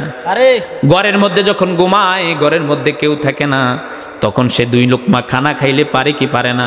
কিন্তু বান্দা তখন খায় না, কারণ রোজাটা কেবলমাত্র কার জন্য রাখে? জোরে বলেন, আল্লাহর জন্য। এজন্য আল্লাহ তাআলা বলেন ফাইন্নাহু লি ওয়া আনা আজজি বিহি, রোজার প্রতিদান আমি আল্লাহ নিজে দেব, কারণ রোজা বান্দারা আমার জন্য রাখে। সুবহানাল্লাহ, সুবহানাল্লাহ। এবার দেখেন, 1 নম্বরে রোজা মানুষকে মুত্তাকি বানায়, 2 নম্বরে রোজার প্রতিদান আল্লাহ তাআলা নিজে দিবেন। সুবহানাল্লাহ। এবার বলতে পারেন যে রোজা রাখলে আর কি লাভ? রমজানের মধ্যে আর কি রহমত রয়েছে? কেন রোজা রাখবো? রমজান মাসে কেন ইবাদত করব? আল্লাহর নবী সাল্লাল্লাহু আলাইহি ওয়াসাল্লাম ডাক দিয়ে বলেন, ইযা কানা আউয়ালু লাইলাতিন মিন শাহরি রমাদান ফুতিহাত আবওয়াবুর রাহমাতি ওয়া ফুতিহাত আবওয়াবুস সামাওয়াতি ওয়া ফুতিহাত আবওয়াবুল জান্নাতি ওয়া গুল্লিকাত আবওয়াবুন নার ওয়া সুফিদাতিশ শায়াতিন। আল্লাহর নবী বলেন, রমজানের যেদিন প্রথম রাত্র চাঁদ দেখা যায়, সেদিন আল্লাহ তাআলা সমস্ত আসমানের দরজাগুলো খুলে দেন, সেদিন আল্লাহ তাআলা জান্নাতের দরজাগুলো খুলে দেন, সেদিন রহমতের দরজাগুলো খুলে দেন এবং জাহান্নামের দরজাগুলো বন্ধ করে দেন। শয়তানকে আল্লাহ তাআলা শিকলবন্দি করে দেন। অর্থাৎ বোঝা গেল রমজানের প্রথম রাত্র থেকে আল্লাহ তাআলা রহমতের দরজাগুলো খুলে দেন। বান্দারা দুনিয়ার জমিন থেকে যখন কোনো দোয়া করে, সাথে সাথে আসমানের মধ্যে আর কোথাও আটকায় না, সরাসরি আল্লাহ পাকের আরশ পর্যন্ত পৌঁছে যায়। সুবহানাল্লাহ। কথা বুঝেন নাই? রমজানের প্রথম রাত্রে যেদিন চাঁদ দেখা যায়, সেদিন আল্লাহ তাআলা আসমানের সমস্ত দরজাগুলো খুলে দেন। ইবাদত করলে কোনো আর চেক নাই, সরাসরি আল্লাহর আরশে। জান্নাতের দরজাগুলো খুলে দেন, জান্নাত থেকে মৃদু একটা বাতাস জাহান্নামের দিকে যায়, জাহান্নামের দরজা বন্ধ করে দেন, আযাবের দরজা বন্ধ। এই যে দীর্ঘ 11 মাস আমাদের যাদের বাবা নাই, মা নাই, অনেকে যারা মা বাবা অন্ধকার কবরে আছে, তারা কি জান্নাতে আছে না জাহান্নামে আছে এটাকে আমরা বলতে পারবো? কিন্তু আল্লাহর হাবিব বলেন, এই 1 মাস জাহান্নামীদের সমস্ত কবরের আযাব বন্ধ, কোনো আযাব নাই, কোনো আযাব নাই। এই দিনটার মধ্যে যদি, এই মাসটার মধ্যে আল্লাহর কাছে চাইতে পারলে আল্লাহ তাআলা আমাদের বংশের মধ্যে যারা অন্ধকার কবরে আযাবগ্রস্ত আছে তাদের আযাব মাফ করতে পারেন কি পারেন না? বলেন, পারেন কি পারেন না? এই জন্য রোজার মাসে রোজার ইবাদতের দরকার আছে না নাই? এবার বলতে পারেন যে হুজুর বাবারে, তাহলে রমজানে আর কি লাভ? রমজানের মধ্যে আর কি আছে? আল্লাহর নবী বলেন, ইযা কানা আউয়ালু লাইলাতিন মিন শাহরি রমাদান ইউনাদি মুনাদিন ইয়া বাগিয়াল খায়র আকবিল ওয়া ইয়া বাগিয়াশ শাররি আকসির ওয়ালিল্লাহি উতাকাউ মিনান নারি ওয়া যালিকা কুল্লা লাইল। আল্লাহর নবী ডাক দিয়ে বলতেছেন, রমজানের প্রথম রাত্র যখন শুরু হয়, প্রত্যেক দিন আসমানের মধ্যে একটা ফেরেশতা আসে। ফেরেশতা এসে বলে, ইউনাদি মুনাদিন ইয়া বাগিয়াল খায়র, ইয়া বাগিয়াল খায়র, হে কল্যাণকামীরা, এই দীর্ঘ 11 মাস পর্যন্ত যারা রোজা রাখছো, যারা সুন্দর করে নামাজ পড়ছো, যারা মানুষের কোনো অন্যায় কাজ করো নাই, অপরাধ করো নাই, চাঁদাবাজি টেন্ডারবাজি করো নাই, দুনিয়ার মধ্যে অশ্লীল বেহায়াপনা কাজ করো নাই, তোমরা এই রমজান মাসে এভাবে চালিয়ে যাও। সুবহানাল্লাহ। একজন আহ্বানকারী ফেরেশতা এভাবে আয়েশা বলে, ইয়া বাগিয়াল খায়র আকবিল, এই কল্যাণকামীর অগ্রসর হও, তোমরা আরো বারে বারে ইবাদত করো। ওয়া ইয়া বাগিয়াশ শাররি, হেই অপরাধীগণ, হেই দুষ্ট খারাপেরা, হেই মন্দরা, হেই বেহায়া নির্লজ্জারা, হেই চাঁদাবাজেরা, হেই দুর্নীতিকারীরা, থামো থামো থামো। ওয়া ইয়া বাগিয়াশ শাররি, থামো, আর করবে না। ওয়ালিল্লাহি উতাকাউ মিনান নারি ওয়া যালিকা কুল্লা লাইল। এই রমজানের প্রত্যেকটা রাত্রে আল্লাহ তাআলা অসংখ্য জাহান্নামীদেরকে জান্নাতের মধ্যে নিয়ে যেতেন। সুবহানাল্লাহ। আল্লাহর হাবিব বলতেছেন, হে কল্যাণকামীরা অগ্রসর হও, হে অপরাধীরা থাম, আর করিস না, আর করিস না। এই দিন প্রত্যেকটা রাত্রে ওয়ালিল্লাহি উতাকাউ মিনান নারি ওয়া যালিকা কুল্লা লাইল। প্রত্যেকটা রাত্রে অসংখ্য অগণিতদেরকে জাহান্নাম থেকে ধরে জান্নাতের মধ্যে নিয়ে দেন। সুবহানাল্লাহ। জান্নাতের মধ্যে নিয়ে দেন। অপরাধীরা সাবধান, সাবধান। দীর্ঘ 11 মাস জায়গায় জায়গায় ক্যারাম বোর্ডের আসর, জায়গায় জায়গায় লুড্ডুর আসর, জায়গায় জায়গায় জুয়ার আসর, জায়গায় জায়গায় আড্ডাবাজ ধোঁকাবাজির আসর, জায়গায় জায়গায় ক্লাব হইতেছে, জায়গায় জায়গায় রাজনৈতিক দলের ক্লাব তৈরি হইতেছে। ছি ছি, আল্লাহর হাবিব বলতেছেন, ফেরেশতারা এভাবে ডাইকা বলে, দুনিয়ার কোনো মানুষ না, কোন উলামায়ে কেরাম রমজান মাসে আর ওয়াজ করবে না। সেদিন আল্লাহর ফেরেশতারা এসে বলবে, ইয়া বাগিয়াল খাইর, হে ভালো কাজ করনে ওয়ালারা, আকবিল, তোমরা আরো বাড়ায় বাড়ায় করো। ওয়া বাগিয়াশ শাররি, হে অপরাধীগণ, হে দুষ্টগণ, হে মন্দকারীরা, থাম থাম থাম। ওয়ালিল্লাহি উতাকাউ মিনান নার। সে ডেকে ডেকে বলে, প্রত্যেকটা দিন অসংখ্য অগণিত জাহান্নামীদেরকে ধরে ধরে ধরে ধরে জান্নাতের মধ্যে নিয়ে দেওয়া। সুবহানাল্লাহ। তোমার বাবা কি আমার বাবা কি আমার জন্য পরিশ্রম করে নাই? আমার দাদারা কি আমাদের প্রতি কোনো অবদান নাই? আমার চাচা জাডা, আমার আত্মীয় স্বজন যারা আছে, তাদেরকে আমাদের প্রতি কোনো অবদান নাই? কেন আমরা এই রমজান মাসে তাদের জন্য দুইটা হাত তুলে দোয়া করব, বলবো, আল্লাহ মালিক, আপনার হাবিব বলেছেন রমজান মাসে এক একটা রাত্রে নাকি আপনি অসংখ্য অগণিত জাহান্নামীদেরকে দণ্ডে দণ্ডে জান্নাতের মধ্যে নিয়ে দেন, অসংখ্য জাহান্নামীদেরকে নাকি মুক্তি দিয়ে দেন। আল্লাহ, আল্লাহ আপনার কাছে একটা ফরিয়াদ, আমার বাবা নাই, আমার দাদা নাই, আমার চাচা জেডা, আমার বংশে যারা আছে, আল্লাহ এই যাদেরকে আপনি ধরে ধরে জান্নাতের মধ্যে নিয়ে দেন, আপনি আমার বাবাকেও রাইখেন। ইনশাল্লাহ বলেন, ইনশাল্লাহ বলেন, ইনশাল্লাহ পারবো না? ইনশাল্লাহ। এবার বলতে পারেন যে বাবারে রমজান মাসে আর কি আছে? আল্লাহর নবী বললেন, মা সামা রমাদানা ঈমানাও ওয়া ইহতিসাবা গুফির লাহু মা তাকদ্দামা মিন যামবিহি। আল্লাহর নবী বলেন, যে ব্যক্তি আল্লাহকে খুশি করার জন্য রোজা রাখে, আল্লাহ তাআলা তার জীবনের পিছনের সমস্ত সগীরাগুলো মাফ করে দেন। কি মনে করেন আপনি সগীরাগুলো বুঝেন না? এই যে আপনি দুষ্টামি করে বললাম, আমি একটা মিথ্যা কথা বললাম, একদম হাসির ছলে একটা হাসি, আপনাকে খুশি করার জন্য একটা মিথ্যা গল্প বানাইয়া বললাম, এটা সগীরা গুনাহ, কবিরা গুনাহ হয়ে গেল, মিথ্যা গল্প। আর সগীরা গুনার অসংখ্য অগণিত গুনাহ এমন আমরা করতেছি। আল্লাহর হাবিব বলেন, মান সামা রমাদানা ঈমানাও ওয়া ইহতিসাবা গুফির লাহু মা তাকদ্দামা মিন যামবিহি।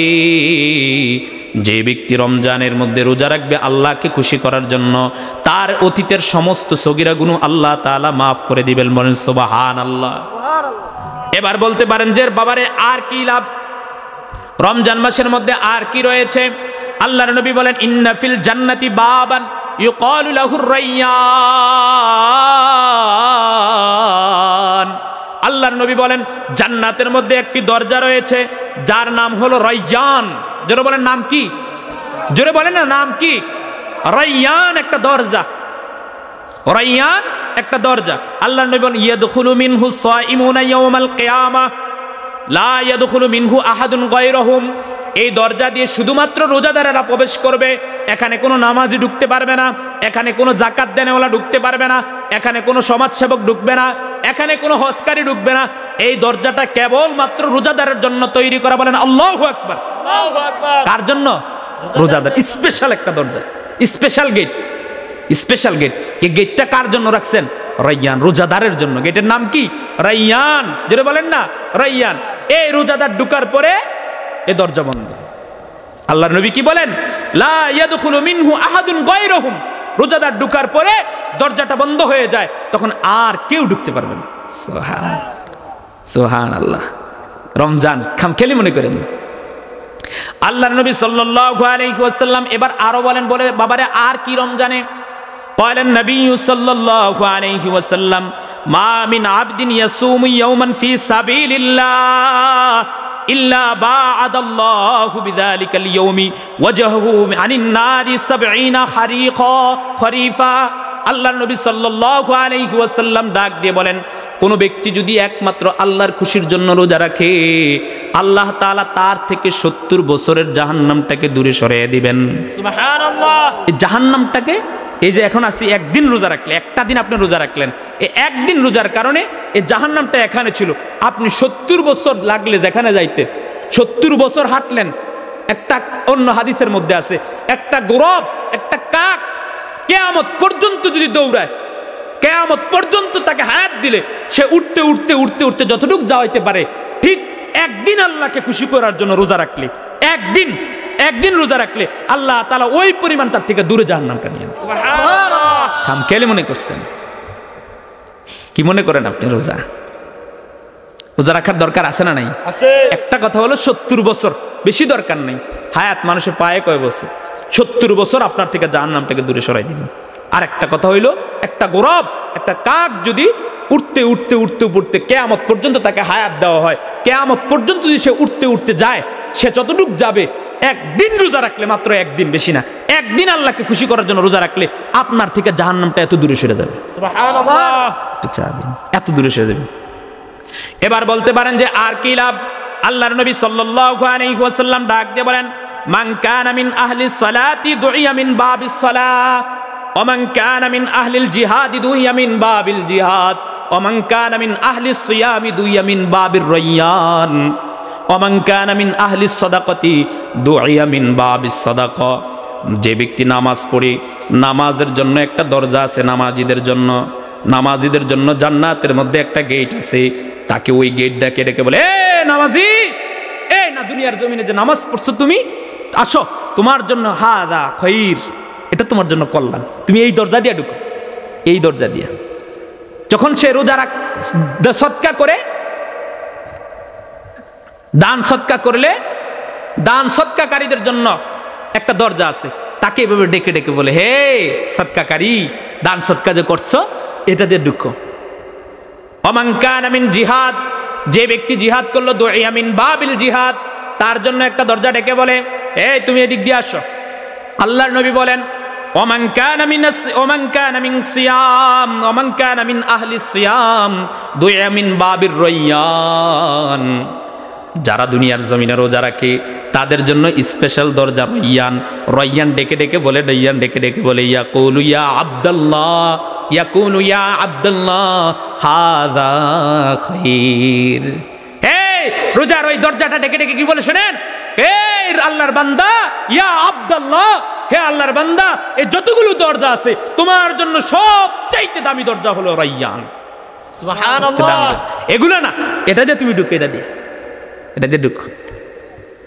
আল্লাহর নবী সাল্লাল্লাহু আলাইহি ওয়াসাল্লাম এবার বলেন, লিকুল্লি শাইইন যাকাত, যাকাতুন ওয়া যাকাতুজ জাসাদিস সাওম, প্রত্যেকটা জিনিসের যাকাত আছে। এই যে আমি খাবার খাই, কামাই করি, টাকা পয়সা, সবকিছুর যাকাত আছে।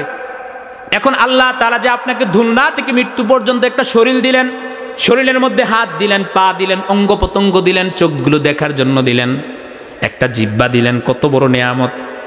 এই যে আমি খাবারটা নিয়েছি এখানে, এটা গরম না ঠান্ডা, এটা আমার জিহ্বার মধ্যে কি গরম খাইলে কি আমার ক্ষতি হবে না উপকার হবে?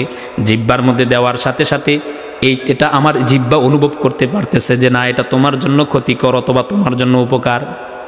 আপনার সামনেবেলা সকালবেলা খাওয়ার জন্য একটা তরকারি নিয়েছেন, নেওয়ার পরে এই তরকারিটা গতকালকে রাত্রে রান্না করা হয়েছিল, এই তরকারিটা প্লেটের মধ্যে নিয়ে যখন আপনি মুখে দিবেন, এই নাকটা আপনার এজন্য ফিট করে দিয়েছেন মুখের উপরে, মুখের মধ্যে দেওয়ার সাথে সাথে নাকটা বলে দিবে বাইরে, তুমি এই তরকারিটা খেও না, এটার মধ্যে একটা দুর্গন্ধ আসতেছে।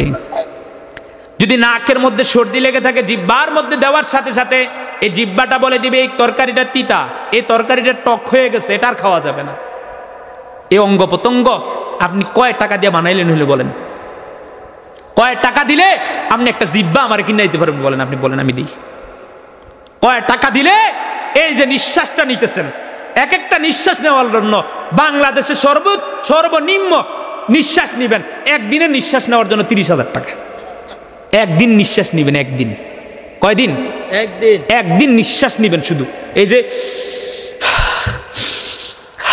এই নিঃশ্বাস নিবেন, একদিন নিঃশ্বাস নিলে সর্বনিম্ন বাংলাদেশের খরচ 30,000 টাকা। আপনার জীবনের মধ্যে আপনার হায়াতরা কত? আপনি কয়দিন আল্লাহ তাআলা হায়াত দিচ্ছেন, এরকম কতদিন আপনি নিঃশ্বাস নিতেছেন বলেন? কতদিন নিঃশ্বাস নিতেছেন?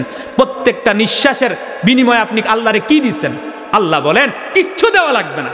আল্লাহ বলেন কিচ্ছু দেওয়া লাগবে না। আল্লাহর হাবিব বলতেছেন, লিকুল্লি শাইইন যাকাতুন, তোমার সব জিনিসের কাফফারা, এই শরীরের কাফফারা, তোমার চোখের কাফফারা, তোমার চোখের খরচ, তোমার নাকের খরচ, তোমার জিহ্বার খরচ শুধু সওম দিয়া রোজা রাখলে হয়ে যাবে। আরে বলেন না সুবহানাল্লাহ। কথা বুঝেন নাই? কথা বুঝেন নাই? এই যে একটা নিঃশ্বাস নিলে, একদিন নিঃশ্বাস নিলে 30,000 টাকা লাগে, সর্বনিম্ন বাংলাদেশে খরচ 30,000 টাকা। এই যে দৈনিক নিঃশ্বাস নিতেছেন, নাকের যে আল্লাহ তাআলা এত গুণ দিল, জিহ্বার যে এত গুণের কথা বললাম, এই হাত, এই আঙ্গুলগুলো, একটা আঙ্গুল আপনার কাটটা দেখেন, একটা আঙ্গুল আপনি কাটটা দেখেন, আঙ্গুলটার কি দাম, কি দাম, একটা আঙ্গুল কাটটা দেখেন। এ চোখ, একটা একটু চোখ লইয়া দেখো, চোখের মধ্যে একটা ছাতা হইরে দেখো, চোখটার কি দাম। একদিন দেখবেন যারার একটা চোখ নাই তারা বলতে পারবো যে চোখের কি দাম। যারার একটা আঙ্গুল নাই, বুদ্ধ আঙ্গুলটা নাই, তারা জিজ্ঞেন যে এই যে আঙ্গুলটা নাই তোমার কাছে কেমন লাগে। বুঝলেন, এই যে এতগুলা অঙ্গ প্রত্যঙ্গ আল্লাহর নেয়ামত আপনারা দিয়ে রাখছে, আপনি বলেন আল্লাহরে কয়টিয়া দিচ্ছেন? আল্লাহরে কয়টিয়া দিচ্ছেন? আপনি আজকে অসুস্থ হন, ডাক্তার আপনার ছেলে সন্তান ডাক্তারের কাছে নিয়ে যাবে, সেখানে গেলে বলবে এই লোকটারে আইসিইউতে রাখতে হবে, প্রত্যেক দিন আইসিইউর খরচ সর্বনিম্ন বাংলাদেশে 30,000 টাকা। ঠিক কিনা বলেন? এই যে আপনি একটা নিঃশ্বাস নেওয়ার জন্য তা আপনি কয় টাকা দিলেন হাতের জন্য? আল্লাহ বলেন কিচ্ছু দেওয়া লাগবে না বান্দা, তুই আমার কিচ্ছু দেওয়া লাগবে না, শুধুমাত্র সকাল থেকে সন্ধ্যা পর্যন্ত আমি আল্লাহর জন্য একটা রোজা রাখ, আমি তোর সবকিছুর সমান করে দেবো। সুবহানাল্লাহ। এই নিঃশ্বাস নিবি টাকা লাগবে না, চোখ দিয়ে দেখবি টাকা লাগবে না, কান দিয়ে শুনবি টাকা লাগবে না। কান দিয়ে শোনার লাগিয়া আলাদা মিশিং ব্যবহার করার লাগে, কান দিয়ে শোনার জন্য আলাদা মিশিং ব্যবহার করেন। আমরা বোবা সোহাগরে জিগেন, তারে বুঝাইতে কত কঠিন, তার যে কথার মুখের ভাষাটা বুঝেন না, সে যে কত কিছু আপনাদের সাথে লুকিয়ে রাখে, মনের অনেক কষ্ট আছে সে বলতে পারে না, অনেকদিন না খেয়ে থাকলেও বলতে পারে না, এরুম এরুম ইশারা করে মা বাপ বুঝে দেখে তারে কয় খা। যারা এরকম বুঝেন না তারা জিগেন কত কষ্টে আছে, অনেক কষ্টে আছে। বোবা দেখতেছেন তো ফোংডামি করে বিড়ি খায়, তার ভিতরে যে শুধু এতটুকুই একটা কারণে যে কথা বলতে পারে না, কানে শোনে না, এটার জন্য যে কত সমস্যায় আছে এটা তারে ছাড়া কেউ বুঝে না, তারে ছাড়া কেউ বুঝে না। কে তো আমরা মস্কারা করে লাই বোবায় রে, কিন্তু তে যে কি পরিমাণ টেনশনে, কি পরিমাণ ক্ষতি, তার যে কি পরিমাণ দুনিয়ার স্বাদ নিয়ামত থেকে সে বঞ্চিত হইল শুধু মুখটা দিয়া, এই মুখটা দিয়া কথা কইতে পারে না দেখা, এটা তে বুঝে। আল্লাহ বলেন বান্দা তোর কিচ্ছু লাগতো না, তোর কিচ্ছু লাগতো না, দুনিয়ার জমিনে কোনো ট্যাক্স দেওয়া লাগতো না, কোনো মান্তি দেওয়া লাগতো না, কোনো আইসিইউতে ঢুকান লাগতো না, শুধুমাত্র সকাল থেকে সন্ধ্যা পর্যন্ত আমার লাগে একটা রোজা রাখবে। সুবহানাল্লাহ। লিকুল্লি শাইইন যাকাতুন ওয়া যাকাতুল জাসাদি সাওম, সব জিনিসের যাকাত আছে, শরীরের যাকাত হইলো রোজা। শরীরের যাকাত কি? রোজা। কিভাবে বুঝাইলে আপনারা বুঝবেন বলেন? রোজা যে দরকার কিভাবে বুঝাইলে বুঝবেন? আল্লাহর নবী সাল্লাল্লাহু আলাইহি ওয়াসাল্লাম ডাক দিয়ে বলেন খুলুফু ফামিস সাইমি আতয়াবু ইনদাল্লাহি ফির রিহিল মিস্ক। রোজা রাখলে আপনি বিকাল বেলা যখন মানুষের সামনে কথা বলবেন, কথা বলার সময় আপনার মুখ থেকে একটা দুর্গন্ধ আসবে, আসে কি আসে না? মুখের মধ্যে একটা দুর্গন্ধ আসবে। আল্লাহর হাবিব বলেন খুলুফু ফামিস সাইমি আতয়াবু ইনদাল্লাহি মির রিহিল মিস্ক।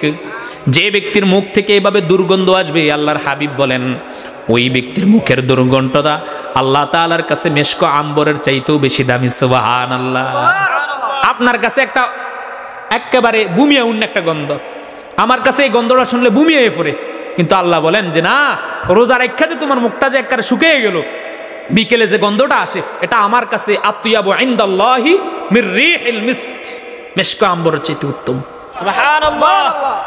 আল্লাহর নবী বলেন আর কি লাভ? আসসিয়ামু ওয়াল কুরআনু ইয়াশফাআনি ইয়াউমাল কিয়ামাহ। আল্লাহর হাবিব বলেন কিয়ামতের দিন দুইটা জিনিস আল্লাহর কাছে তর্ক করবে, আল্লাহ এই বান্দারে কই লইয়া যান, কতে তো জাহান্নামী, তার জাহান্নামে লইয়া যাই। আল্লাহ বলবেন না না, আসসিয়ামু ওয়াল কুরআনু ইয়াশফাআনি ইয়াউমাল কিয়ামাহ, এই দুইটা জিনিস আল্লাহর সাথে তর্ক করবে, আল্লাহ না নিয়েন না।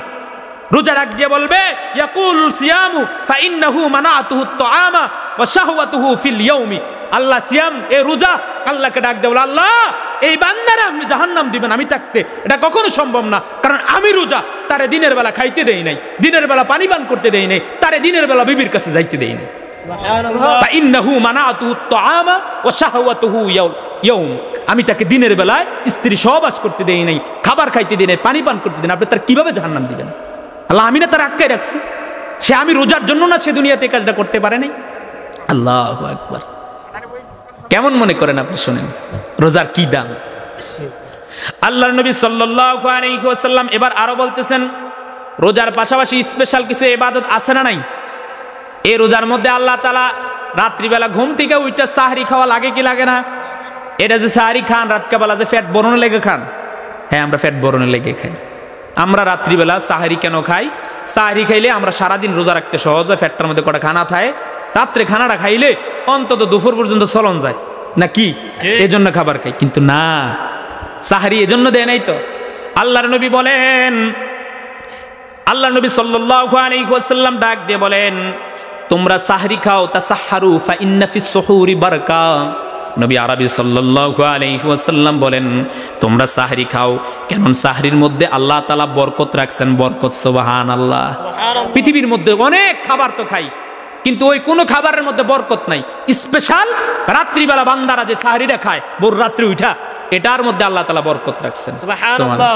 আর কেন খায় বান্দারা? ফাসনুমা বাইনা সিয়ামিনা ওয়া সিয়ামি আহলিল কিতাবি উকলাতুস সাহরি। আল্লাহর নবী বলেন আহলে কিতাবরাও রোজা রাখে, হিন্দুরা রোজা রাখে জানেননি আপনারা? খ্রিস্টানরাও রোজা রাখে, হিন্দুরা বলে উপোস, তারা রোজা রাখে কিন্তু তারা এই ভোর রাত্রে খানা খায় না। কি খায় না? ভোর রাত্রে তারা খায় না। তাদের রোজা আর আমাদের রোজার মধ্যে পার্থক্য এতটুকুই, আমরা ভোর রাত্রে খাই, তারা খায় না। সুবহানাল্লাহ বলেন। এজন্য অবহেলা কইরা ভোর রাত্রে খানাটা বন্ধ দিয়েন না, খাবেন ইনশাআল্লাহ। ইনশাআল্লাহ বলি আফদুলুস সুহুরি আকলাতুত তামার। ভোর রাতে যতগুলো খাবার খাই সবচেয়ে উত্তম খাবার হইলো খেজুর। খেজুর কি? খেজুর। একেবারে বাজারের কম দামি খেজুরটাই না করে ফালাই রাখবেন ডিব্বার ভিতরে ফুরাইয়া, ভোর রাত্রে ওইটা একটা দুইটা খাওয়ার চেষ্টা করবো ইনশাআল্লাহ। ইনশাআল্লাহ বলেন ইনশাআল্লাহ। এরপরে এই সাহরির বিষয়ে একটা কথা বলি, একটা মাসালা বলি। আমরা যে উঠুন ঘুম থেকে জাগুন, সেহরি খান, রোজা রাখুন, সেহরি না শব্দটা, সেহরি না, সেহরি বলা যাবে না। সেহরি হইলো খাওন দাওন, আর সাহরি বলতে রোজাদার যে খাবারটা খায় এটা হলো সাহারি। বলেন সাহরি। কিরি? সেহরি না, সাহরি। আজীবনের একটা ভুল, সেহরি কইলে গুনাহ হবে। সাহরি, সাহরি বলেন কি? সাহরি বলেন সাহরি। এটা হইলো আমাদের ভুল সংশোধন। আর একটা ভুল সংশোধন করে দেই, সামনে রোজা আসতেছে, হুজুরা বলবি কি বলে না, আমাদের সেহরির সময় ক্যালেন্ডারের মধ্যে একটা শেষ সময় আছে না? ধরেন আমাদের প্রত্যেক দিন সাহারির সময়টা কত? কথার কথা ধরেন 5:30, 5:30 ভোর রাত্রে 5:30 সাহারি খাওয়ার সময় শেষ। এই 5:30 সময়টা শেষ হওয়ার সাথে সাথে অনেক মসজিদগুলোতে আজান দিয়ে দেয় কি দেয় না? সাহারি খাওয়ার সময় শেষ, আজানও শুরু। এই সময় আজানে রক্ত হয় না। সাহারি খাওয়ার শেষ সময়ের পরে এই যে ক্যালেন্ডারে যে শেষ সময়টা আছে, এটার পরে আরো 5 মিনিট সময় এক্সট্রা থাকে। কোনো মানুষ যদি বিপদে পড়ে যায় সে ওই সময়টা খাইতে পারবে। এখন আপনি যে আজানটা দিলেন ওইটা সাহারির সময়ের মধ্যে পড়লো, ওই সময়ে আজান দিয়া নামাজ পড়লে নামাজ হবে না। কথা বুঝছেননি? বুঝেন কথা? গুরুত্বপূর্ণ একটা বিষয়। সাহারির সময় শেষ আর আপনি মুরব্বীরা আজান দিলেন, বুঝে না? আপনি ইমাম সাহেবদের কাছে অনুরোধ থাকবে আপনারা ফজরের আজানের দায়িত্বটা আপনারা নিজেরা নেবেন, যাতে করে সাহারির সময় আজানটা না হয়ে যায়। আজান দরকার 10 মিনিট আমরা নামাজ পড়ে বলে সমস্যা আসেনি, কিন্তু এই সময়টা যদি আমরা আজানটা যদি ফজর রক্তে না পড়ে আপনি ফজরের নামাজ পড়লে কি লাভ হইল? এই ভুলটা আমরা করবো না ইনশাআল্লাহ বলেন। ইনশাআল্লাহ বলেন না? ইনশাআল্লাহ এটা খেয়াল থাকবে তো ইনশাআল্লাহ। এরপরে রোজার ভিতরে ইফতার আছে না নাই? স্পেশাল একটা ইফতার। قال النبي صلى الله عليه وسلم إن الصائم تصلي عليهم الملائكة إذا أكل عنده حتى يفرغوا। বান্দারা যখন রাত্রিবেলা ইফতার করে, বিকালবেলা যখন ইফতার করে, আল্লাহর ফেরেশতারা সব সময় তার জন্য দোয়া করতে থাকে যতক্ষণ সে ইফতারটা খায়। কি আজীব বিষয়! আপনি যতক্ষণ ইফতার খাইলেন ততক্ষণ আল্লাহর ফেরেশতা আপনার জন্য মাগফিরাতের দোয়া করে। সুবহানাল্লাহ। আপনি ইচ্ছা ইফতার বেশি করে খাইবেন, বেশি খাইলে বেশি দোয়া। সুবহানাল্লাহ বলেন না? হ্যাঁ, কি মজার কথা। ইফতার করবে আর আল্লাহর ফেরেশতারা আপনার জন্য দোয়া করতেছে, মাগফিরাতের দোয়া, আপনার জন্য ক্ষমা চাইতেছে। আল্লাহর নবী সাল্লাল্লাহু আলাইহি ওয়াসাল্লাম বলেন লিসাইমি ফারহাতানে, রোজাদারের জন্য দুইটা আনন্দের বিষয় আছে। এক নাম্বার ফারহাতুন ইনদা ফিত্রিহি, যখন সে ইফতার খায়, রোজাদারের যারা রোজা রাখে তারা বুঝে এই আনন্দটা কতটুকু, ঠিক না? ও ফারহাতুন ইনদা লিকাই রাব্বিহি, আর একটা আনন্দ আছে সারাদিন রোজা রাখার পরে ইফতার করার বিনিময়ে আল্লাহ তাআলা যখন হাশরের ময়দানে ডাক দিয়ে বলবে, হে রোজাদার আসো, আজকে তোমার সাথে আমার স্পেশাল সাক্ষাৎ। সুবহানাল্লাহ। রোজাদারের জন্য, এই ইফতারকারীর জন্য আল্লাহ তাআলা স্পেশাল সাক্ষাৎ করবেন। সুবহানাল্লাহ। হাতুন ইনদাহু লিকা রাব্বিহি, সেদিন আল্লাহর সাথে স্পেশাল দেখা করবে। এরপরে আল্লাহ নবী বলেন ইন্না লিসাইমি ইনদা ফিতরাতিন লাদাওয়াতান মা তারুদ্দু, রোজাদাররা যখন ইফতার করার সময় আল্লাহর কাছে দোয়া করে তখন আল্লাহ তাআলা ওই দোয়া কখনো ফিরে দেন না। সুবহানাল্লাহ। এজন্য ইফতার করার দরকার আছে না নাই? আপনি নিজে ইফতার করবেন। সর্বশেষ কথা, ইন্না লিল্লাহি ইনদা কুল্লি ফিতরাতিন উতাকা ওয়া যালিকা ফি কুল্লি লাইল। মনে রাখেন সর্বশেষ কথা বলে দেই। আল্লাহর হাবিব সাল্লাল্লাহু আলাইহি ওয়াসাল্লাম ডাক দিয়ে বলেন, প্রত্যেক প্রত্যেক দিন ইফতারের সময় আল্লাহ তাআলা অসংখ্য অসংখ্য জাহান্নামীদেরকে জান্নাতের মধ্যে নিয়ে দেন ইফতারের সময়। এজন্য ইফতারটা করার সময় মহিলারা কইবেন যে তোমরা ঝাড়ু দেওয়া বন্ধ করো, গোছানো করো বন্ধ করো। আপনি ঘরে ইফতার করলে ছেলে মেয়েদেরকে নিয়ে একসাথে হাত তুলবেন, আল্লাহ গত ইফতারে আমি আমার বাবার সাথে ইফতারটা করছিলাম, গত রমজানে আমি আমার ছেলেটাকে নিয়ে ইফতার করছিলাম, গত রমজানে আমার মাকে নিয়ে আমি ইফতার করছি, রোজা ছিলাম।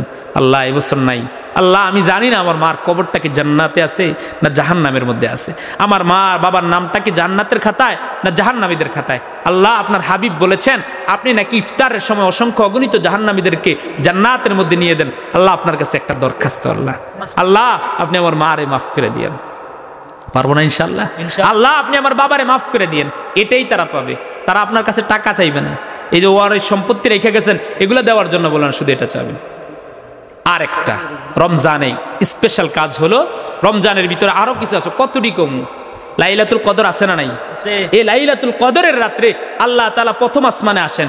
আয়েশা বলেন আলা মিন মুস্তাগফিরিন ফাগফির লাহু, নাইরি কেউ গুনাহগার নাই, আসো আমার কাছে আসো, আমি তোমাদেরকে গুনাহগুলো মাফ করে দেব।